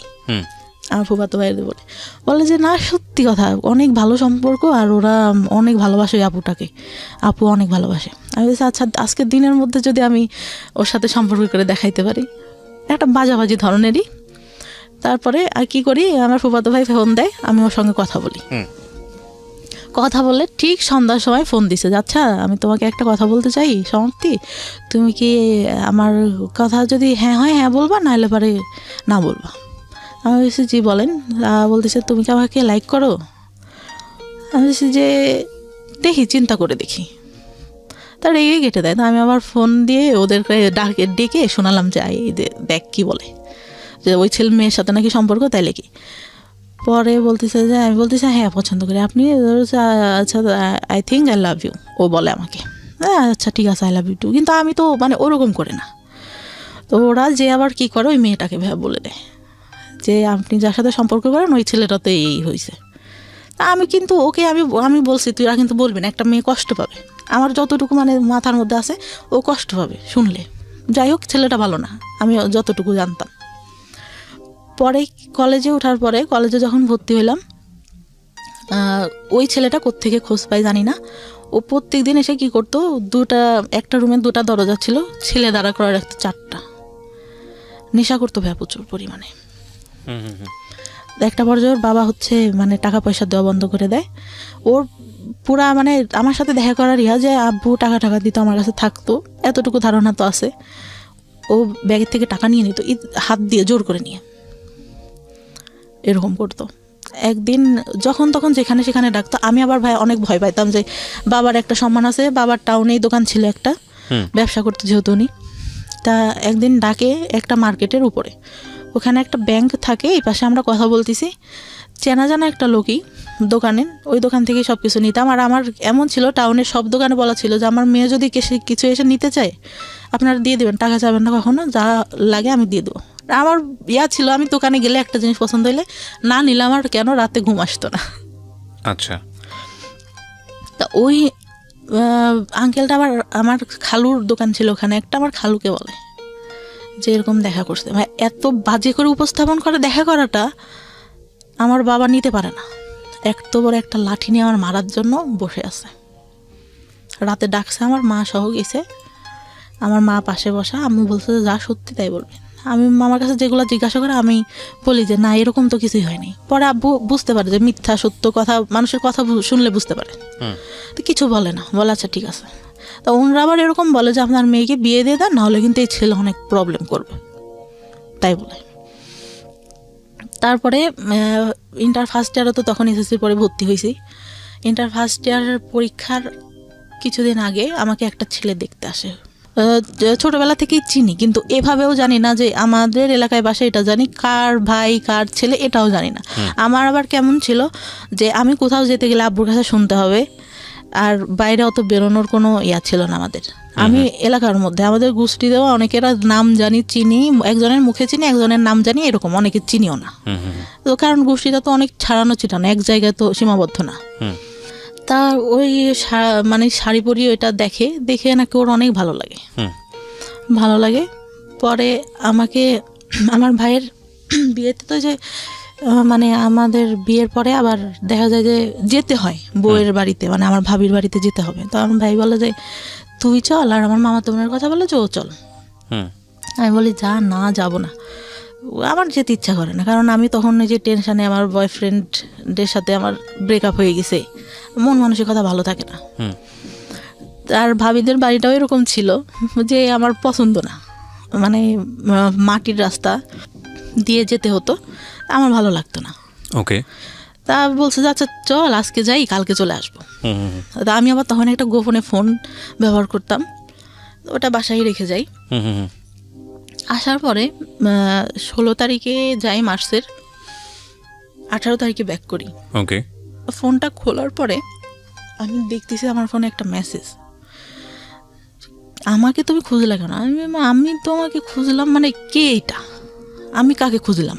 ওকে, তারপর আমি মানে আমার ফোনে ব্যালেন্স থাকে না, আমি ফোন দিই, তা বললাম যে ভাই কে? তা বললো, ওর নাম ধরে বললো যে আমি অবাক। আমি বললাম যে আপনাকে আমি খুঁজলাম কে, মানে কি আমি আপনাকে কেন খুঁজবো? বলতেছে না আমাকে একজন বললো তুমি আমাকে খুঁজছো। আমি আপনাকে খুঁজবো মানে আমি আপনাকে খোঁজার কোনো প্রশ্নই আসে না। তারপরে আবার ফোন দেয় যে আসলে তুমি আমাকে খুঁজো নাই, তুমি আমাকে দেখো নাই। ওর মধ্যে মানে কি হয়, আমার খালাতো ভাই একটা বিয়ে করে, সম্পর্ক করে, ওই মেয়ে দেখতাম ওর দিকে তাকায় থাকে। তা আমার খালাতো বোনের ওয়াইফের আবার সম্পর্কটা ভালো ছিল, মানে ইয়াটা ভালো ছিল না, চরিত্রটা ভালো ছিল না। অনেকের সঙ্গে ভাইয়ের সঙ্গে ইয়া হওয়ার পরে হুট করে বিয়ে করে, প্রেম করে, অনেকের সাথে আবার কথা বলতে। এই বাসে যেতে গেছে, মানে ঢাকায় থাকতো ওরা, ঢাকা থেকে বাড়িতে যেতে গেছে, কারণ নাম্বার পাইছে, পাশে বসছে, তার সঙ্গে কথা বলা শুরু করে দিছে। এরকম আমি ভাবতাম যে আচ্ছা যে ছেলেটার সাথে কথা বলে এ কি সে নাকি, অবাকের কথা ভাবতাম। তো এইভাবে তাকায় আসছে কেন? আমি আবার পিছন থেকে বসে আমি আবার ওর দিকে তাকায় আসি। তো ও ভাবছে যে আমি ওকে দেখি, কিন্তু আমি তো ওকে দেখি না, আমি দেখি যে ভাবি কেন ওর দিকে তাকায়। আমি তো এটা দেখি, মানে ও অনেক সুন্দর, অনেক সুন্দর ছিল দেখতে, অনেক সুন্দর। ও 6 ফিট হাইটে, লম্বা, সেরকম দেখতেও সুন্দর। তা তখন বলে যে আমাকে বললো তুমি আমার দিকে তাকাইছিল না। আমি তো তাকাইছিলাম না। তখন আমি এটা খুলেই বলি যে এরকম এরকম, আমি ভাবছি যে ভাবি আপনাকে দেখে কেন তাকায়, আপনার সঙ্গে কি কথা বলে কিনা। তা বলে না, আমার সঙ্গে কথা বলে না, আমি জাস্ট তোমাকে অনেক ভালো লাগে এই জন্য। আমি পরে বলি যে ভাই আপনি আমার সাথে কথা বলবেন, ঠিক আছে, কথা বলছো কেন? ও বলছে যে তোমার সাথে থাকছে, এগুলো বলছে, এই করছে ওই করছে, আমার তো এগুলো নিতে কষ্ট হবে। মানে সবাই আপনার নামে বদনাম করতো? বদনাম যেটা, কিন্তু সামনে কখনো কিন্তু ভাই কেউ বলেনি, কারণ বাবার একটা ইয়া ছিল, কখনো কেউ বলবে এরকম না। কিন্তু গেলে পারে এই মেয়েটা ভালো না, এই মেয়ের চরিত্র ভালো না। ওকে, পরে এরকম বলতো। তারপর আমি ওর কাছে বিশ্বাস করবে না, সব ঘটনা বলি, সব আমার ছোটবেলা থেকে কি হয় না হয় আমি সব কিছু বলি। আচ্ছা, ও মানে একটা পর্যায়ে কি হলো ভাই, ওইগুলা নিয়েও কথা বলা শুরু করলো। ওই মানে আপনার সঙ্গে ঝগড়া হতো, এগুলো নিয়ে খোঁটা দিত? এগুলো নিয়ে খোঁটা দিত, মানে ওইগুলা চাচাদের কথা না নিয়েও বাইরে যে ছেলেদের সঙ্গে কথা বলতাম এগুলা নিয়ে খোঁটা দেওয়া শুরু করলো। আমি তখন অনেক কাঁদতাম যে তোমার তো আমি সব বলছি, দুনিয়ার কেউ কিছু জানুক না জানুক তুমি তো জানো, তাহলে কেন এগুলা বলো? আর তুমি যদি আমার লাইফে আগে আসতে তাহলে তো আমি এগুলা করতাম না। আমি তো তোমাকে ভালো করে চিনতাম না, স্কুলে গেছি একটু দেখছি, এই যা তুমি আগে বলতো আমার সাথে রিলেশন করবা, তুমি তো অনেক আলোচনা, কারণ আমি তো ছোট, তুমি তো আমার থেকে বড় হবা। পরে ভাই আমার ফার্স্ট বিয়ের ইয়াটা আসে, হুট করেই আমাকে বিয়ে দিয়ে দেয়, আমার কাছে জিজ্ঞাসাও করে না যে আমি পছন্দ করি কিনা। কিভাবে হয় বিয়েটা? আমাদের এখানে কোন ক্লাসে তখন আপনি? Inter first year. ওকে, আমার তখন ভাই বিয়ের বয়সটাও হয়নি। মানে আমার মাকে এসে একজন বলতো যে, মানে সে হচ্ছে মুরগি দিয়ে যেত আমাদের বাসায়, বলে যে আপনার মেয়েটা তো অনেক সুন্দর, ছেলেটা অনেক সুন্দর, বাইং হাউসে চাকরি করে, তা আপনার মেয়েকে বিয়ে দিয়ে দিই। তা আমি বলে যে খোঁজ খবর না নিয়ে, আর আমি এগুলো জানি না, ওর বাবা শুনলে রাগ করবে। তা আব্বুকে বলে, আম্মু হয়তো কোনোভাবে কনভিন্স করে বললে আমার ভাইয়াকে পাঠায়। ভাইয়ারা ঈদের মধ্যে, মানে বিয়ের পরে ভাইয়া বাসাতেই থাকে, ভাইয়া চাকরি একটা করতো, সেটা আবার ছেড়ে দেয়। পরে ভাইয়া যায়, যে কি করে ওকে বলে যে আশেপাশ থেকে খোঁজ নিতে, ও কি করে ওই বাসায় ঢুকে যায়। পরে ছেলের ছোটো ভাইয়ের কাছ থেকে সব কিছু দেখে, তাদের বাড়ি টাড়ি দেখে, অনেক মানে টাইস করা, ইয়া করা, ফুল ওয়াল, উপরে টিনশিট, তার মধ্যে টাইস করা, ইয়াটিয়াও অনেক ভালো, ভাইয়া পছন্দ করে। তখন ছেলে আসে দেখতে, তার 1 দিন না 2 দিন পরে ভাই আমি তো ছেলে মানুষকে তাকায় দেখবো, লজ্জার একটা ব্যাপার। আমাকে শাড়ি টাড়ি পরানো হয়, হুম। তা আমি তাকাই না কখনো। উনি আমার কাছে জিজ্ঞাসা করে ঠিকানা টিকানা এইগুলা নর্মালি যেগুলা জিজ্ঞাসা করে, বা চুল দেখাবে সেই এইসব কিন্তু কিছু বলে না। এমনি নাম টাম জিজ্ঞাসা করলো, করলো, অনেক পছন্দ হয়েছে। পছন্দ হইলে মানে আমার মায়েরও অনেক পছন্দ, বাবারও অনেক পছন্দ ছেলেকে দেখে। কিন্তু ছেলেটা ভাই আমার থেকে মনে হয় 17-18 বছরের বড় হবে। ওকে, 17-18 বছরের বড় হবে। তখন তারা কি করলো যে বিয়ে করবে। তা আব্বু বলে যে আচ্ছা বিয়ে না, আমার এক টাইমে আমি অনেক বড় করে অনুষ্ঠান করব, আমরা এমনিতে শুধু কাবিন রেজিস্ট্রেশন করে রাখি। রেজিস্ট্রি করা হয়, কবুল টবুল বলা হয় না। ওই ছেলের তখন রাতে ওইখান থেকে চলে যায়। আমি অনেক কান্না করি ভাই, আমি তখন বলতে পারি না যে এই ছেলের সাথে আমার সম্পর্ক আছে, আমি একে ছাড়া থাকতে পারবো না। পরে তার মধ্যেও আমার যে চাচা আসে, ছোট চাচা আসে, ঈদে আসে, এই আসে সেই আসে, কন্টিনিউ এটা চলতে থাকে। আচ্ছা। পরে বিয়ে দেওয়ার পরে হুট করে দিয়ে দিল। আমার সবাইরে ফোন দিয়ে বললাম, আমার বড় চাচা বলে যে কী ব্যাপার, তুই বিয়ে দিলি আমাদের কাছে তো জিজ্ঞাসা করবি। পরে যাওয়ার পরে আব্বু একটা ফোন দিল, ওই কন্টিনিউ কথা হইতো ছেলেটার সঙ্গে। কথা বলার আগে অন্যই যখন চলে যায় তার পরের দিন আমার ফুপুরা আসে, সবাই আসে আমাকে। আমি বললাম যে ভাই ছবিটা দেখি ছেলেটার। আমার যখন দেখাইলো আমি শুধু ভাইকে বললাম তোরা কি করলি। মানে এটা বিয়ে হওয়ার পরে গিয়ে আপনি ছবি দেখলেন ছেলেটার? আমি তখন তাকাই দেখিনি ভাইয়া, মানে আমি লজ্জাতে কি তাকাই দেখবো। আমাকে জিজ্ঞাসা করছে, আমি মাথা নিচু করে যতটুকু বলার বলছি। ছেলেটা হাইট টাইট লম্বা টম্বা সুন্দর ছিল, কিন্তু অত বয়সের তো একটা ছাপ মুখের উপর পড়ে। তো বিয়ে হয়ে যায় ওইভাবে। আমি সেদিন আমার যার সাথে সম্পর্ক ছিল ওকে ফোন দিয়ে আমি অনেক কান্না করি। ঈদের পরে ও বাড়িতেই ছিল, ঢাকায় পড়ালেখা করতো। ও শুধু বলে যে যা হবার হয়ে গেছে, এখন আমি কি করবো। আমি তো মানে আমার ভাইয়ের সাথে ওর আবার অনেক ভালো সম্পর্ক ছিল। আমি তো ভাইয়াকে ফোন দিয়েছিলাম যে ভাই কী করেন। এখন ভাইয়া তো আর আমাদের সম্পর্কের কথা জানে না, হয়তো অনেকের কাছ থেকে শুনতে পারে, তাছাড়া তো আর কিছু জানে না। বললো যে ওকে দেখতে আসছে, হয়তো বিয়ে হয়ে যাবে, আমি বাড়িতে। তা বলতেছে ও নাকি জিজ্ঞাসা করে আমাকে, যত দূরও বলে যে খোঁজ খবর নিছেন কি করে ছেলে, যে হ্যাঁ ভালোই। বলতেছে এরকম হুট করে কি বিয়ে দেওয়া ঠিক? ওনাকে এই কথাটা বলে আমাকে বলে যত দূর। এখন ও বলছে কি না দেওয়া আমি সঠিক জানি না। অনেক কান্নাকাটি করলে রাতে যে কাবিন রেজিস্ট্রি হওয়ার পরে ওরা তো চলে গেল। পরে আমার সাথে কথা হইতো কিন্তু আমি নিতে পারতাম না। পরে মানে যখন কথা টথা হইতো, উনি একটা পর্যায়ে বলে যে আচ্ছা আমাদের তো শুধু কাবিন রেজিস্ট্রি হয়েছে, তুমি ফোনে কবুল বলো, আমিও বলি, মানে আমাদের তো তাহলে বিয়ে হয়ে গেল। কে বলছে এটা? মানে আমার যার সঙ্গে কাবিন রেজিস্ট্রি হয়। আচ্ছা আচ্ছা, ওকে। আমি বলতেছি কেন বলবো, যখন কাবিন মানে কবুল বলতে হবে তখন তো বলবোই, তখন তো সবাই থাকবে। ফোনে বলে শুধু কি দরকার, কাবিন রেজিস্ট্রি তো হয়েছেই। তো বলতেছে বলো, তাহলে তো আমরা স্বামী স্ত্রী হয়ে গেলাম। তো উনি বলে 3 বার বলে, আমি বলি না, মানে আমার মনের মধ্যে যেন কেমন একটা লাগে যে কি ফোনে কেন বলবো। আর যদি বিয়ে না হয়, আমার কেন জানি না মনের মধ্যে বললো যে যদি না হয়। আপনার তো রেজিস্ট্রি হয়ে গেছে, কিন্তু ওই যে ইসলামিক ধর্মে যেভাবে হয় সেটা তো হয়নি। আচ্ছা, আমরা তো ধর্মে বুঝি যে মানে কাবিন রেজিস্ট্রি হলে তো বিয়ে হচ্ছে না, আমাদের কবুল বলতে হবে 3 বার, আমাদের হাদিসে যতটুকু বলা আছে। আচ্ছা, ওটা তো হয়নি। যদি না হয়, মানে আমার ওই চিন্তাটা মাথার মধ্যে। আমি তখন স্টিল আমার বয়ফ্রেন্ডে লাভ করি। পরে আমার বয়ফ্রেন্ডটা মাঝে মধ্যে ঢাকার থেকে আসতো। তারপরে একটা পর্যায়ে মানে এতটাই হয়ে যায়, ফিজিক্যাল রিলেশন হয় আমাদের মধ্যে। মানে বয়ফ্রেন্ডের সঙ্গে? হ্যাঁ, বয়ফ্রেন্ডের সঙ্গে। ওকে, বয়ফ্রেন্ডের সঙ্গে ফিজিক্যাল রিলেশন হয়। পরে মানে ও কন্টিনিউ আমার বাসায় আসতে থাকে, রাতে আসতে থাকে, এরকম হয়। পরে মানে ফিজিক্যাল রিলেশন হলে আমি মানে ফার্স্ট, তার আগে তো বলছি যে একটা বয়ফ্রেন্ডের সঙ্গে হয়। তো ওই টাইমটাতে ও বলতো যে ওই বয়ফ্রেন্ডটার কথাও জানতো যে তুমি এইগুলো করছো। আবার ওই যে বললাম যারা পিছনে ঘুরতো ওরা ওই বাজে কথা বলতো, না করলেও বলতো। তো ওইখান থেকে মানে আমার খুব খারাপ লাগতো যে কী রে, ওর সাথে আমার সব হয়ে গেল, ওরা আমি সব বলছি, তারপরে ও কেন আমাকে এগুলো বলে। পরে আমি একটা পর্যায়ে এরকম কথা বলতাম, আব্বু বলতো যে তোর বিয়ে হয়ে গেছে, ছেলে চাকরি করে, এত কথা তুই কেমনে বলিস।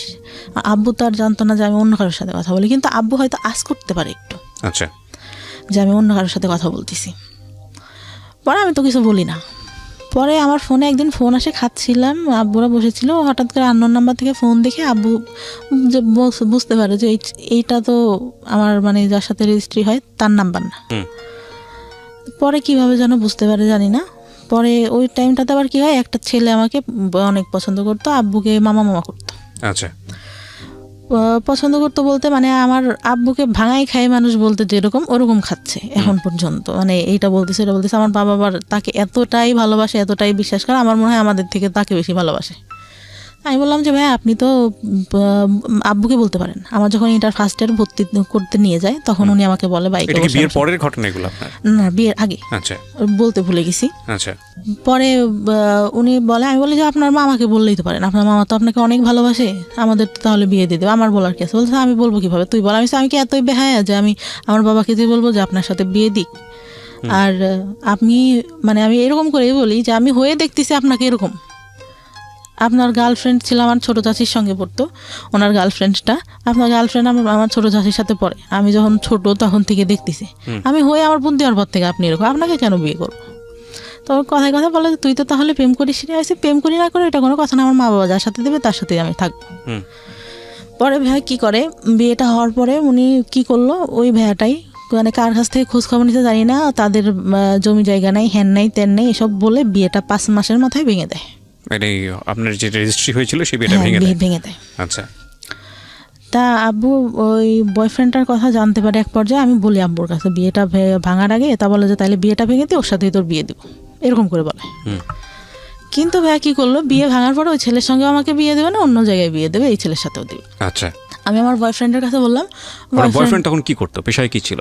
কিছুই করে না, পড়ালেখা করতো। আচ্ছা। ইঞ্জিনিয়ারিং পড়তেছিল। তা ও বলে যে আমি তো চাকরি বাকরি করি না, আর আমার মা মেনে নিবে না, তোমার বিয়ে ভেঙে দিছে, এটা জানলে তো আমার মা নিবেই না। আসলে ভাই কথাটা ছিল হচ্ছে আমার যতটুকু দরকার ছিল ও তো আমার কাছ থেকে পাইছে, আমাকে কেন বিয়ে করবে? আমার যতটুকু ধারণা এখন বুঝি। পরে আমি অনেক কান্না করতাম যে আমি আব্বুকে বললাম তোমার কথা, তুমি এখন এইগুলো কেন বলো? বলছে আমার পক্ষে সম্ভব না তোমাকে বিয়ে করা, আর তুমি আমার ফ্রেন্ডদের সাথেও কথা বলতা, এইগুলো তোমাকে নিয়ে যখন সংসার করবো তখন মনে পড়লে আমি এটা মেনে নিতে পারবো না। আচ্ছা। তাই বলে। পরে একটা পর্যায়ে কি হলো, আমি মানে কথা বলাটা আস্তে আস্তে বাদ দিয়ে দিলাম, আর খুব মনে পড়তো, মাঝে মধ্যে কান্নাকাটি করতাম। ও মানে ভাইয়া অকথ্য ভাষা আমাকে গালাগালি করতো। আপনার বয়ফ্রেন্ড? হ্যাঁ, এত বাজে বাজে কথা বকাবকি করতো ভাইয়া, আমি নিতে পারতাম না। অনেক কান্নাকাটি করতাম যে আমি তো তোমার আমার জীবনের এমন কোনো ঘটনা নাই যে বলি নাই, তুমি এগুলো কেন করতেছো? এগুলোর জন্য আসলে একটা ফ্যামিলি এডুকেশন প্রয়োজন হয়। মানে বিয়ের আগে ধরনের অনৈতিক সম্পর্কে না জড়ানো, বা শেয়ারিংয়ের জায়গা থেকে আসলে কতটুকু শেয়ার করব, যাকে শেয়ার করছি সে আসলে এতটুকু আস্থার জায়গা আছে কিনা। সো এগুলোর জন্য আসলে একটা ফ্যামিলি আন্ডারস্ট্যান্ডিংয়ের প্রয়োজন হয়, ফ্রেন্ডশিপের প্রয়োজন হয়, এবং একটা ফ্যামিলি এডুকেশনের প্রয়োজন হয়। স্কুল জীবনে ভাইয়া একটা বান্ধবী ছিল অনেক ভালো, ও ক্লাস 4 থেকে চলে যায়, তারপর থেকে আমার কোনো ভালো বান্ধবী জীবনে আসে নাই। রাইট। আপনি যে ভুলগুলো করেছেন আসলে ভুল করতে করতে শিখেছেন, তার আগে আপনি যে কেউ বলবে বুঝাবে এরকম কেউ ছিল না। রাইট। তো তারপরে কি হলো? পরে একটা পর্যায়ে এরকম বাদ দিতাম, আর আমি মাঝে মধ্যেই ফোন দিলে ওরকম বাজে বাজে কথা বলতো। পরে মানে ওই বিয়েটা ভেঙে গেলে আমি আবার আব্বুকে বললাম যে আচ্ছা যাই হয়েছে ও তো আমাকে কি করবে না। আর আমি মানে চিন্তা করে দেখলাম, আব্বুকে বললাম যে ও বলতিছে এই কথাগুলা, তার থেকে বিয়ের পরে যদি অশান্তি করে তার থেকে এখন হয়তো বাদ দিয়ে দেওয়াই ভালো। ওই আগে আমার যে কাবিন রেজিস্টার হয় ওই ছেলেটা আবার মানে আমাকে খুব ভালোবাসতো, আর ওর বাবা আমাকে অনেক আদর করতো ভাই। মানে আমার মনে হলো যে আর একটা বাবা পাইছে আমার জীবনে, মনে এত ভালো লোকটা ছিল। মা ছাড়া কথা বলতো না আমার সঙ্গে কখনো, প্রত্যেকটা দিন আমি ফোন না দিলেও সে ফোন দিয়ে কথা বলতো। তা আমি একটা পর্যায়ে বললাম যে এতদিন কথা বলছি, আমার চাচাদের বললাম, আমার ফুপাদের বললাম যে আপনারা আব্বুকে দেখেন ম্যানেজ করতে পারেন কিনা, ওই ছেলের সঙ্গে আমি কথা বলি। তখনও মানে কাবিন রেজিস্ট্রি হয়েছিল ওই ছেলেটার সাথে। ও বলে যে আচ্ছা তোমার বাসা থেকে যদি দেয় আমি তোমাকে নিব, কারণ আমি তোমার অনেক ভালোবেসে ফেলছি। পরে করার পরে কি হয়, আব্বু রাজি হইলো, যাও। ওদের বাসায় গেল, ছেলে বাসায় নেই। আমার চাচা ফুপা ফোন দেয়, ছেলে ফোন ধরে না। ওর সেদিন ওর ভাবিরা ওর মারাও নাকি ভালো ব্যবহার করে না, ওর বাবা শুধু ভালো করে কথা বলে। পরে আমার চাচারা এসে বললো যে ওই ছেলে বিয়ে করবে না, হয়তো বিয়ে করতে চেয়ে ভেঙে দিবে এরকম। আচ্ছা।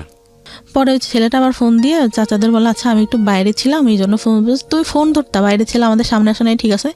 একটা কথা কি ভাইয়া, যেটা সত্যি কথা, ওই ছেলেটার অনেক বয়স ছিল, এই জন্য মূলত চাচাদের সামনে আসেনি।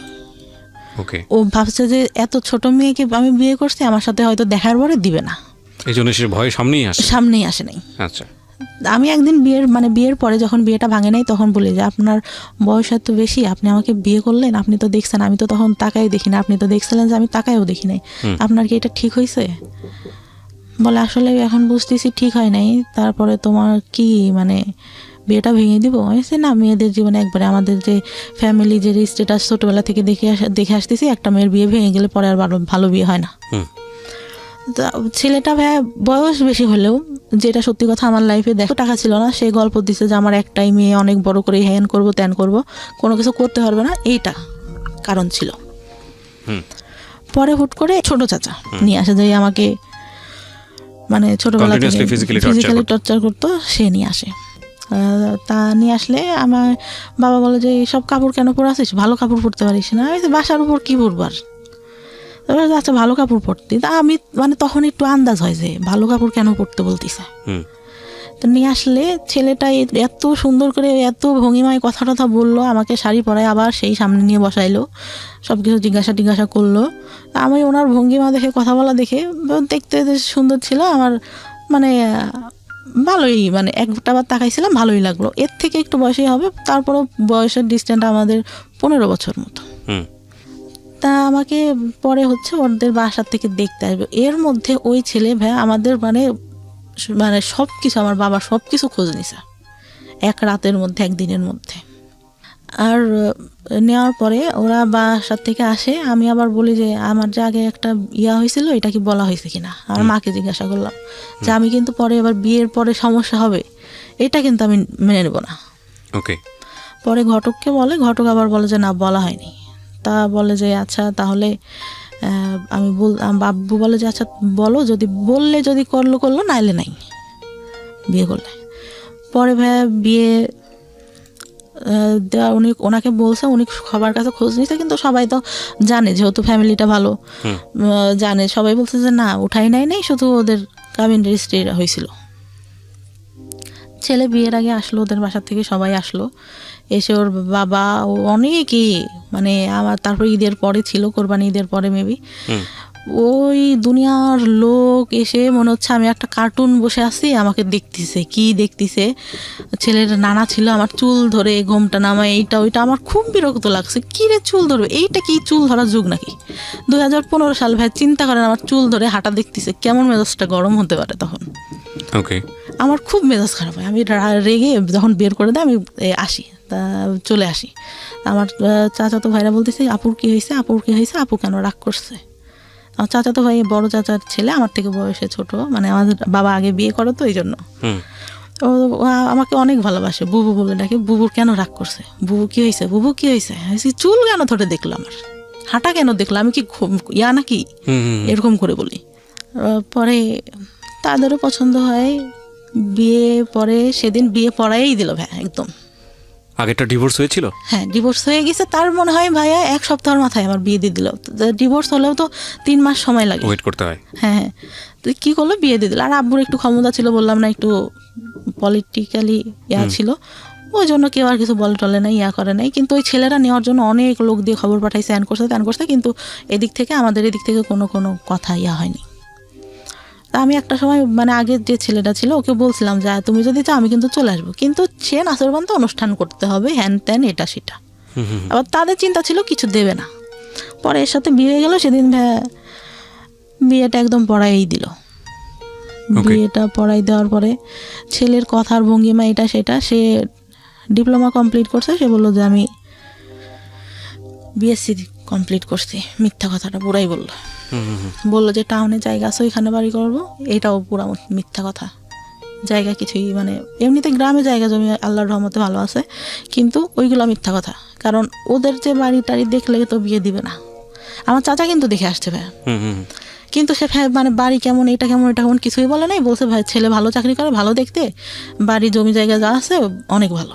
বিয়ে হওয়ার পরে তার সাথে উঠাই নাই, তখন এমনিতে বিয়ে হলো, ছেলে থাকলো রাতে, সব কিছু জিজ্ঞাসা করলো যে বিয়ে হয়েছিল, কোনো কিছু হয়েছে কিনা, এটা সেটা। আমি বললাম না, বিয়ের আগেই তো বলছি যে শুধু কথাই হইতো, আর কোনো কিছু না। আর ছেলেটা হয়তো এরকম ছিল না যে দেখা করবে বা হ্যান ত্যান।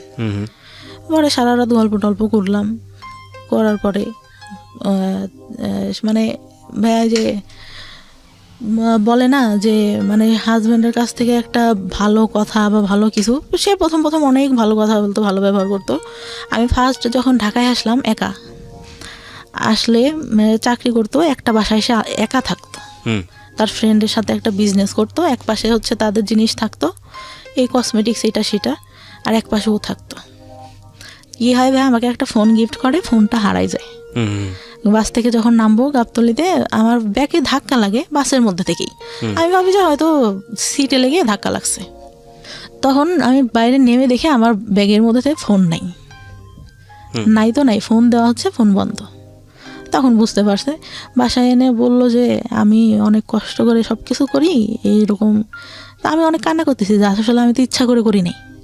আমার আব্বু ফোন দিছে, কী হয়েছে, ফোন বন্ধ কেন, ফোন হারাই গেছে, ওর সাথে কথা বলতেছে। আমি না, আব্বু রাগারাগি করবে, আমি বলবো না, আমি কথা বলবো না। তো আমি অনেক কান্না করি, কিন্তু ও এইভাবে বলে, আমার খুব মানে খারাপ লাগে ভাইয়া, যে আমি তো ইচ্ছা করে ফোনটা হারাই নাই, এইভাবে কেন বলতেছে। আর ওর মানে বিয়ের প্রথমে এত ভালো কথা, আমি এসে ঢাকায় এসে দেখলাম পুরাই উল্টাটা ভাইয়া, পুরা উল্টা, মানে একদম মানে মনে হইলো আকাশ থেকে আমি পাতালে পড়ে গেছি, এটা কি। পরে উঠাই নিল মনে হয় প্রায় 6-7 মাস পরে। উঠাই নেওয়ার পরে আমাকে যেরকম মানে ইয়াতে আমি পার্লার থেকে সেজেটে আসলাম, এই বউটু সেজে এত সুন্দর করে আসলো। সে আমার সাথে এতদিন যে সংসার করছে, সে বিয়ের দিন সে এমন ভাব করতেছে যে আমার প্রথম দেখতেছে। আমার খুব বিরক্ত লাগতেছে, আমি বসে বসে খুব ফুল দিছি আগে, কি রে বিয়ে হয়ে গেছে আগের থেকেই চেনা জানা, সে এমন একটা ঢং করতেছে যে আমার এই ফার্স্ট দেখলো এটা সেটা। তার মধ্যে আবার ক্যামেরাম্যান এরকম করে তাকাইতে বলতেছে। আমার আবার একটা জিনিস একটা কেউ যদি বলতো বুঝতে পারতাম, একটাবার বললে যে এইটা এরকম না এরকম করো। সে কি বললো, বিয়ে তো প্রথম করতেছি এই জন্য আসলে বুঝি নাই কিভাবে, ক্যামেরাম্যান বলতেছে সে বুঝতেইছে না কি করতে হবে, তাকাইতে হবে কিভাবে কি। বিয়ে তো ফার্স্ট করলাম, আগে তো আর একটাও করি নাই, কিভাবে বুঝবো। আমার ওই কথাটা খুব খারাপ লাগে, কী রে এই খোটা দেওয়া শুরু করলো এটা না কেমনে কি। কথায় কথায় এই কথাটা আসতেছিল। অনেকেই হয়তো নোটিস করে, আমি নোটিস করি নাই, বিয়ের পরে করি। তারপরে যখন নিয়ে গেল ভাইয়া, চারপাশে জঙ্গল, মাঝখানে মাটির পথ, আমাকে নিয়ে যাচ্ছে। আমি মানে সন্ধ্যা কি কই নিয়ে যায় আমাকে, এটা কই আসলাম। যখন ওদের বাসার সামনে যে নামালো ভাইয়া, আমি পুরা মানে আমি মানুষের বলে না বেশি কষ্টে হাসি পাই, আমি হাসতেছিলাম। কি এটা কি থেকে নিয়ে আসলো, হাফ ওয়াল, একটা ফুল ওয়াল, 2টা রুম, একটা হাফ ওয়াল টিন শেড, মানে এমন আগেকার যুগের একটা বাড়ি, এতটুকু ঘর, এটি কই আসলাম আমি। তো তখন আমার মনে সান্ত্বনা দিচ্ছি, তখনও জানি যে ওদের টাউনে জায়গা আছে, ওইখানে বাড়ি করবে। আচ্ছা, তো ওইটা বলে মনে সান্ত্বনা দিচ্ছিলাম, না জায়গা জমি আছে, বাড়ি করবে, এখানে থাকবে না, তো এখানে বাড়ি করে কি করবে, হয়তো এটা। পরে ভালোই থাকলাম ওইখানে 2 দিন। পরের দিন অনুষ্ঠান করলো, পরের দিন যাইতে দিল না। 2 দিন পরে আবার বাবার বাড়িতে আসলাম, ওর বোনরা আসলো সাথে। বিয়ের পরে কি হলো, আমার গেছি, আমার যে গয়নাটা দিছে আমার ছোট ননদ দেখে বলে, কি গয়না দিছে, দেখতে ভালো না, এই আমাদের বাসা থেকে যেটা দিছে অনেক সুন্দর। তারপরে আমি তো মানে আমার মন খারাপ, আমি বললাম যে আব্বু বলছে যে আমার তো একটাই মেয়ে, তোমাকে আমি ভালো করে বানাই দেবো, এখন তাড়াহুড়া করে এইটা ওদের কাছে ছিল, এটাই এনে দিছি বলি। পরে ওর আবার চাকরিতে তো ছুটি ছিল না, 1 সপ্তাহ পরে আবার গেলে আবার শ্বশুর বাড়িতে আসলাম। তার মধ্যে লাগলো ঝামেলা, কি মাছ কুটতে দিছে ভাইয়া। জীবনে যে আমি কোনোদিনও, আমার ছোটোবেলা থেকে আমি জীবনে কোনোদিনও আমি নিজে মনে পড়ে না হাত দিয়ে ভাত নিয়ে খাইছি। শীতের দিন ভাবে এত অলস ছিলাম, শীত লাগবে হাত দিয়ে ভাত খেতে গেলে আম্মু খাওয়াই দিতে হবে, নাইলে রাতে সেদিন খেলাম না, শুয়ে পড়লাম এরকম। তো মাছ কুটতে দিয়েছে, ছোটো মাছ ভাই, আমি এত আস্তে আস্তে কাটতেছি, আমার ননদটাও কাটতেছে। তো বলতেছে যে এত আস্তে আস্তে মানুষ মাছ কাটে। আমি বলতেছি আমি তো কখনো করি নাই, এই তো করতেছি এই বেশি। তো আমি বাসায় এসে মানে আমার কোনো কাজই পছন্দ হয় না ভাই। তো আমি আমার খুব খারাপ লাগতেছে, আম্মুর কথা মনে পড়তেছে, কান্না করতেছি যে আমার এটা কী দিল, কী দেখে বিয়ে দিল। পরে ওদের একটা খালু থাকে, ওদের সাথে আবার ওর টাকা দেয়, ওদের সাথে আবার ঝামেলা হয়। তা ওই খালুটা মানে বিয়ের দিন আমার চাচাকে নাকি করে বলে যে বিয়ে তো দিলেন, পরে বুঝবেন মজাটা কেমন, এরকম বললো। আমরা তখন আমার ছোট চাচা কিছু বলে নাই তাকে। পরে আব্বুকে হয়তো বললে আমার বিয়ের কিছুদিন বলতে 5-6 মাস পরে আমি মনে হয় প্রেগনেন্ট হই। 1 মাস পর আমি বুঝতে পারি, তার আগে বুঝতে পারি না। 1 মাস পর যখন পিরিয়ড হচ্ছে না তখন বুঝতে পারি। তার মধ্যে ওই যে শ্বশুর বাড়িতে যাই মাঝে মধ্যে, আমার শ্বশুর তখন বেঁচে ছিল, এইটা নিয়ে বাঁধাবে, ওইটা নিয়ে বাঁধাবে, এরকম এই কাজটা কেন করে না, ওইটা কেন কিছুই করে না। আমি তো ভাই আমি বুঝি না আসলে সংসারে কি করতে হয়, টোটালি আমি বুঝি না কি করতে হয়। একটা সংসারে যে উঠবো, সকালে উঠে এইটা করবো ওইটা করবো, আমি তো ওইভাবে মানুষই নেই। সব দেখছি আমার মা কাজের লোক দিয়ে করাচ্ছে, নিজে শুধু রান্নার বান্না করতেছে। মানে বললাম না ফ্যামিলিটা বড় ছিল, একসাথে ছিল সবাই, তো করতেছে। তারপর আমি মানে করতাম না। আমার কি হলো, বাচ্চাটা যখন প্রেগনেন্ট আমি, তখন আমি একদম আমার বাড়িতেই, আমার বিয়ের পরে ভাই আমার হাজব্যান্ড আমাকে কাপড় দিত না। ওকে। টোটালি বলতে আমি গেছি, আমার একটা জামা সবসময় পরার জন্য 500-550 টাকা দাম হবে। বললাম যে এটা আমার পছন্দ হয়েছে, আমি নিব। আমার কাছে টাকা নেই, তোমার কাছে থাকলে নাও। তারপর আমি নিলাম, আমি ইয়া করি নাই। আবার আমার খালার ছেলেটা অসুস্থ হয়ে যায়, ওর কাছে টাকা ছিল না, আমি মানি ব্যাগ দেখে ওর আমার কাছে টাকা ছিল, ওইটার মধ্যে দিয়ে দিই। মানে এতটাই ভালোবাসতাম ভাই ফার্স্ট টাইমে, এতটাই বিশ্বাস করছি তার কথা শুনে। পরে আমার খুব খারাপ লাগে। ঈদ যায় 2টা ভাই, ঈদে একটা কাপড়ও দেয় না আমাকে। আমার বাবার বাড়ি থেকে সব ঢাকায় আসছি, এই বাণিজ্য মেলায় যাবো ভাইয়া। আমি বললাম যে গেলে কি কিনে দেবা, বলে যাওয়ার আগেই কি কিনে দিব, বাণিজ্য মেলায় সবাই ঘুরতে যায়, কিছু কিনতে যায় না, ওইখানে অনেক দাম। তাহলে কি দরকার আছে যাওয়ার। ওকে। পরে আমি আম্মুরে ফোন দিয়ে কান্না করতেছিলাম, আব্বু আবার বিকাশে 2000 টাকা পাঠায় ওর, যে ও গেলে যা কিনতে যায় কিনে দিও।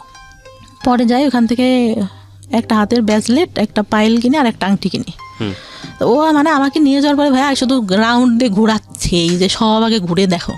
আর দোকান যখন বন্ধ হয়ে যাচ্ছে তাড়াহুড়া করে ওই 3টা জিনিস নেই।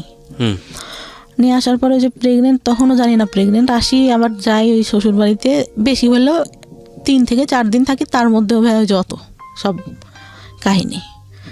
আবার এখন পর্যন্ত দুপুরে ঘুমান আমার শাশুড়ি দেখতে পারে না, এই ঘুমায় দেখে তুই অবস্থা। একটু কাজ করে রসুন পেঁয়াজ ছিলে রাখলে পরে রান্না বান্না করতে তাড়াতাড়ি হয়।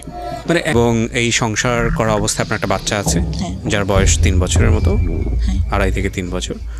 এবং আপনার জীবনের কিছু অসহনীয় অতীত আছে, যেটা খুব বড় আকারের সিক্রেটস না, বাট কোনো শিশুর জীবনে বড় আকারের সিক্রেটসটা বলবো আমি, কথাটা বলা ঠিক হলো না, অবশ্যই বড় ধরনের সিক্রেটস, কিন্তু ইম্প্যাক্ট, ভয়ানক রকমের ইম্প্যাক্ট হতে পারে সেই জায়গাটা থেকে হয়তো অন্যদিকে চলে গেছে। তবে আমরা একটু ইম্প্যাক্টের জায়গাতে একটু আসতে পারি, যেটা হতে পারে যে ও যখন ক্লাস 9-এ ছিল ও সুইসাইড করার প্ল্যান করলো। ধরুন 40টা ঘুমের ওষুধ খেয়ে প্ল্যান করেছিল, প্রায় মারা যাওয়ার মতো অবস্থা। ওর জীবনটা ওখানেই শেষ হয়ে যেতে পারতো এরকম একটা শৈশবের কারণে, কিন্তু শেষ হয়নি। কিন্তু তারপরেও ওর যে জীবনটা গিফট পেয়েছে ওর ফ্যামিলির কাছ থেকে, সেই জীবনটাও কি খুব সুখকর জীবন? সেটাও, সেখানে কিন্তু স্বপ্ন পূরণের স্বাদ নেই, সেখানে স্বপ্ন পূরণের ব্যবস্থা নেই, একটা সংসার যেখানে সুখ নেই, কোনো রকম খেয়ে পড়ে বেঁচে থাকা, এবং দিন চলে যাচ্ছে, ওকে যাচ্ছে। এটাই কি জীবন? আপনি পড়াশোনা করছেন? জি। আচ্ছা, ডিগ্রি পড়ছেন এখন। হ্যাঁ। আপনাকে যদি আমি একটা নৈবত্তিক প্রশ্ন করি, সেই প্রশ্নের উত্তরটা আমি জানি কি আসবে, তারপর আমি প্রশ্নটা করছি। আপনি কি সুখী? না, একদমই না। একদমই না। কেন আপনি সুখী না? ওই তো বললাম না, ওইরকম করে দেয়। তারপর আমার চাচা, যেটা বলতে ভুলে গেছি, বিয়ের পরে এই ছেলেটার সাথে যখন বিয়ে হয়, ওর চলে গেল। আমার দাদি ছোটবেলা থেকে আমাকে দেখতে পারতো না। এই খাওয়াটা হইলে ফুপুরা আসছে, বলবে যে খেতে বসছি, দেখা গেছে সামনে থেকে বাটিটা টান দিয়ে নিয়ে নিত। আপনার ফুপু? আমার দাদি। দাদি? হ্যাঁ। বলতো যে ওরা তো চলে যাবে, তুমি তো বাসায় খাওয়াই, পরে খাবা। মেয়ে বলে হয়তো দেখতে পারতো না। আমার খুব খারাপ লাগতো, আমার ভাইকে অনেক ভালোবাসতো আমার দাদি। হ্যাঁ, এই যে ডিসক্রিমিনেশন, এটা আমাদের সমাজে আছে। পরে এই বিয়েটা হওয়ার পরে কি হলো, ফুপুরা আসছে সবাই, আমার হাজবেন্ড চলে গেছে তখন ঢাকায়। আমি ঘুম থেকে উঠছি, আমার অনেক গলা ব্যথা, আমার টনসিলের প্রবলেম এখনো, মাঝে মধ্যে ফুলে টুলে যায়, একদম কথা বলতে সমস্যা হয়, কথা বলতে পারি না। তা খেতে গেছি, আমার ভাবি আমার ভাইকে অনেক ভালোবাসে আমার দাদি। আমি খেতে গেছি, মাংসর বাটিটা সামনে আছে, আমি ডাল নিয়ে মাংসটা নিতে গেছি, উনি কোত্থেকে এসে বাটিটা টান দিয়ে সামনে থেকে নিয়ে নিছে, মানে দড়িও নাই। আমি বলতেছে তুমি কি মাংস নিবা, তোমার ফুপুরা খাইছে, যাওয়ার সময় আবার খাবে। আমার খুব কষ্ট লাগে, তখন কষ্ট লাগে। আর আমি তখন বলি যে না থাক, খাবো না।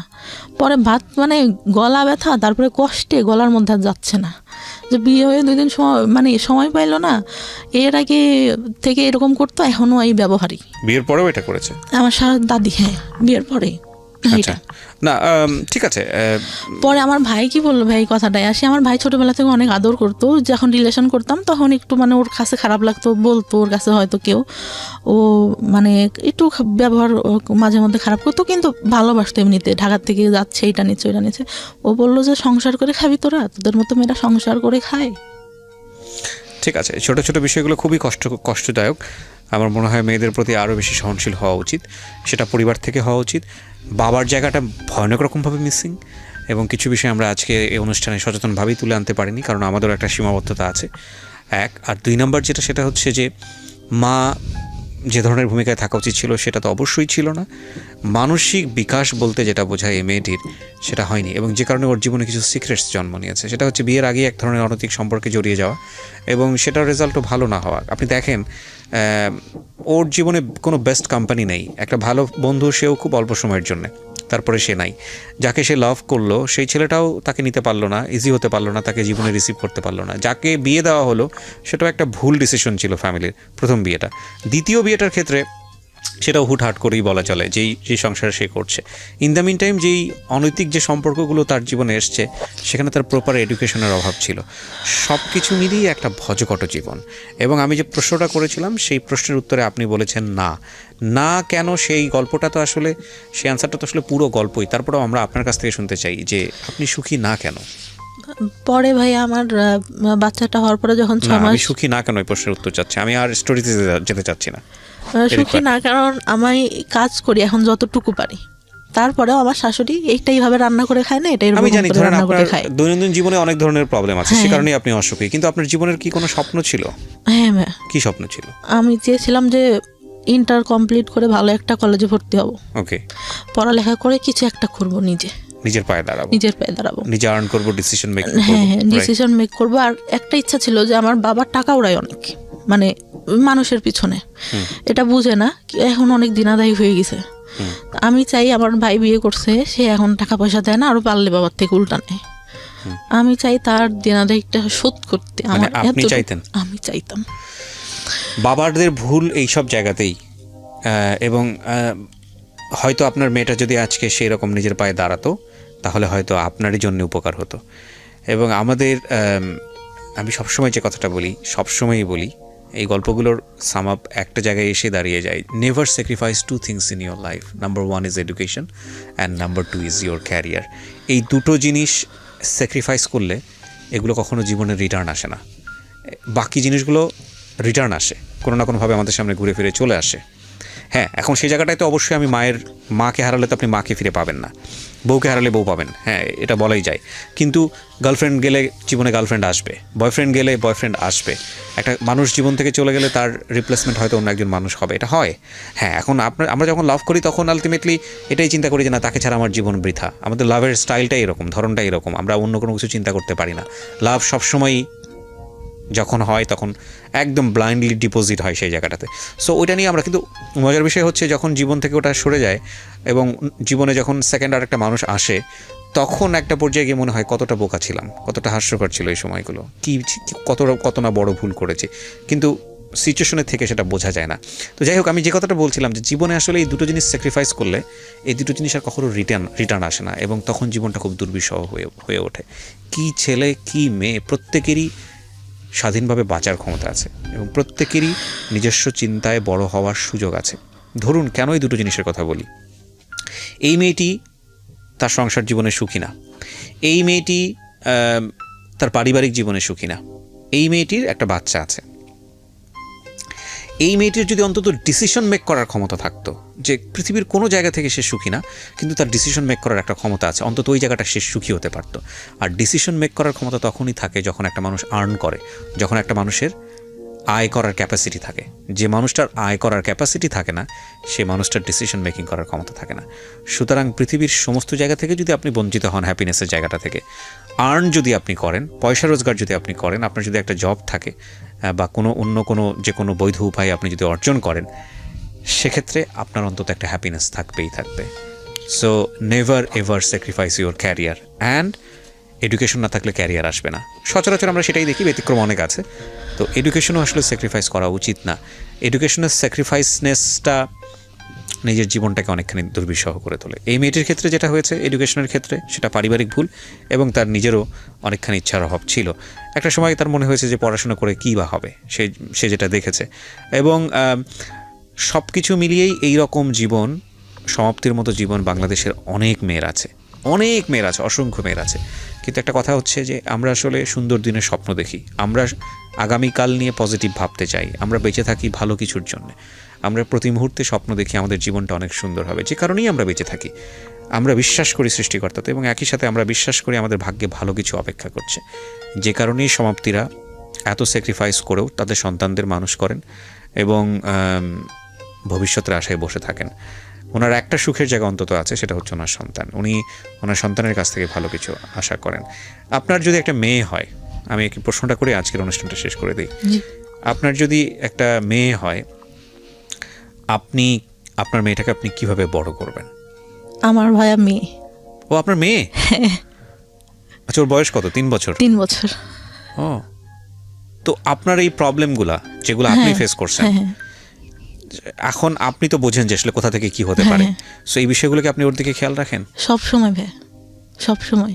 এই যে যেরকম আমার ও বাবা বা এখনই বুঝাই যে এটা তুমি এইটা করতেছ আম্মু, এটা যদি কেউ করে তুমি আমাকে কিন্তু বলবা, শারীরিক যেটা ওটা এটা কিন্তু সেনসিটিভ।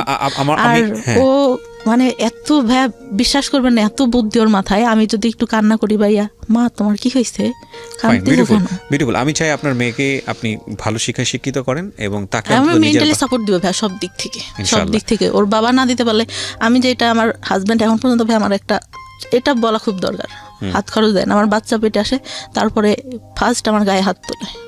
আমি জানি ভেতরে যদি ঢুকি তাহলে আরও অনেক কিছু বের হবে যেগুলো হয়তো সহ্য করার মতো না, কিন্তু তারপরেও সেই মানুষটাই আপনার মানুষ এবং তার সাথে আপনি সংসার করছেন। হয়তো ভবিষ্যতে সবকিছু ঠিক হয়ে যাবে।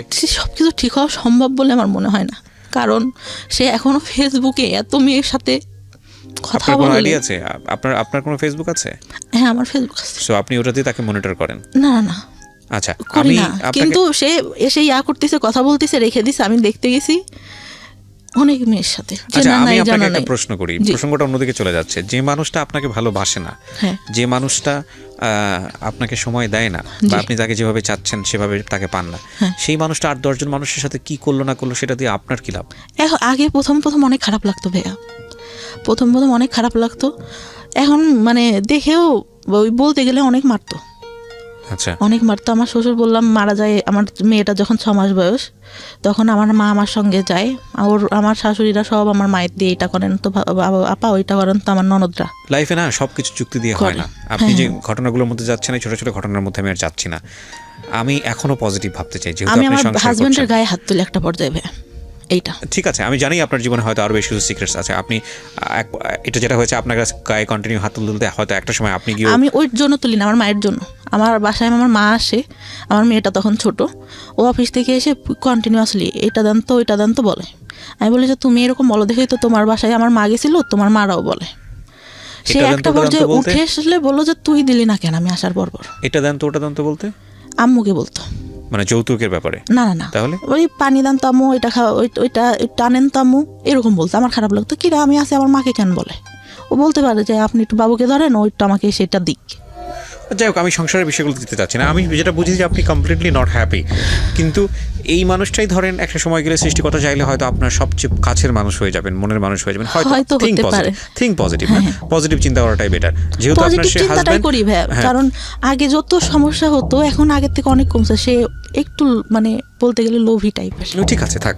আপনি ধরেন যেহেতু আপনার সঙ্গে সংসার করছেন, তাকে নিয়ে নেগেটিভ না বলাটাই বেটার। আপনি যেটা বুঝি যে আপনি হোপ ফর দ্য বেস্ট, আর দিন শেষে কিন্তু সে আপনার সন্তানের পিতা, তাই না? এবং একটা সন্তানের ক্ষেত্রে বাবা মায়ের সম্পর্কটা যেমনই হোক না কেন, এই দুজন মানুষের প্রয়োজন অনেক বেশি। সো এই জায়গাটায় বাবা এবং মাকে অনেক বেশি স্যাক্রিফাইস করতে হয়, এবং এই ধরনের স্টোরি আমরা আমাদের রেডিওতে বলতে পেরেছি। যতটা সম্ভব স্যাক্রিফাইস করে যাচ্ছি এখন। আগে তো বুঝতাম না ভাইয়া, ফার্স্ট টাইমে ছোট ছিলাম, অনেক কষ্ট অফ কোর্স আপনার লাইফের জায়গাটাতে অনেক বেশি স্যাক্রিফাইসেস ব্যাপার আছে। সো আমি আসলে ওই জায়গাটাই কনক্লুশন টানতে চাই যে আপনার সন্তান, আপনি যেই ধরনের পরিবেশের মধ্য দিয়ে বড় হয়েছেন, যেটা আপনার লাইফে খুব নেগেটিভলি ইফেক্ট করেছে, সেটা থেকে সেফ থাকবে, কারণ আপনার এক্সপিরিয়েন্সের জন্য। এই জায়গাটাই টানতে চাই হচ্ছে আমার যারা লিসনার তাদের কাছে। দেখুন, গল্পের বিন্যাসে সেই ধরনের কোনো রোম্যান্স নাই, সেই ধরনের কোনো রোমাঞ্চকর ব্যাপার নাই, সেই ধরনের কোনো শিহরিত হওয়ার ব্যাপার নাই, এবং আজকের যে গল্পের বলার ধরন সেখানে সেই ধরনের আপস অ্যান্ড ডাউন তন্ময় হয়ে শোনার মতো হয়তো তেমন কোনো বিষয় নাই, কিন্তু একটা শিক্ষার জায়গা আছে, চমৎকার একটা শিক্ষার জায়গা। ওনার জীবনের কিছু ভুল, কিছু অপরাধের জন্ম হয়েছে ওনার খুব অতীত অভিজ্ঞতার কারণে, এবং একই সাথে ওনার দ্বারা অনেক ভালো কিছু করা সম্ভব ছিল, সেটা হয়নি। সেটা সাফারার ওনার ফ্যামিলি, উনি নিজে, এবং ওনার ফ্যামিলি অফকোর্স, ওনার বাবা মা তো অবশ্যই সাফারার। তো আপনারা যারা শুনলেন তারা যেন ওনার মতো করে ভুলগুলো না করেন, বা তারা যেন তাদের মেয়েকে প্রপারলি বড় করেন। এই যে বেসিক নিড যেগুলো, শিশুকে কি পরিবেশে বড় করলে সে কোনো সেক্সুয়াল অ্যাবিউজের শিকার হবে না, শিশুকে কি পরিবেশে বড় করলে তার যে বেসিক নিড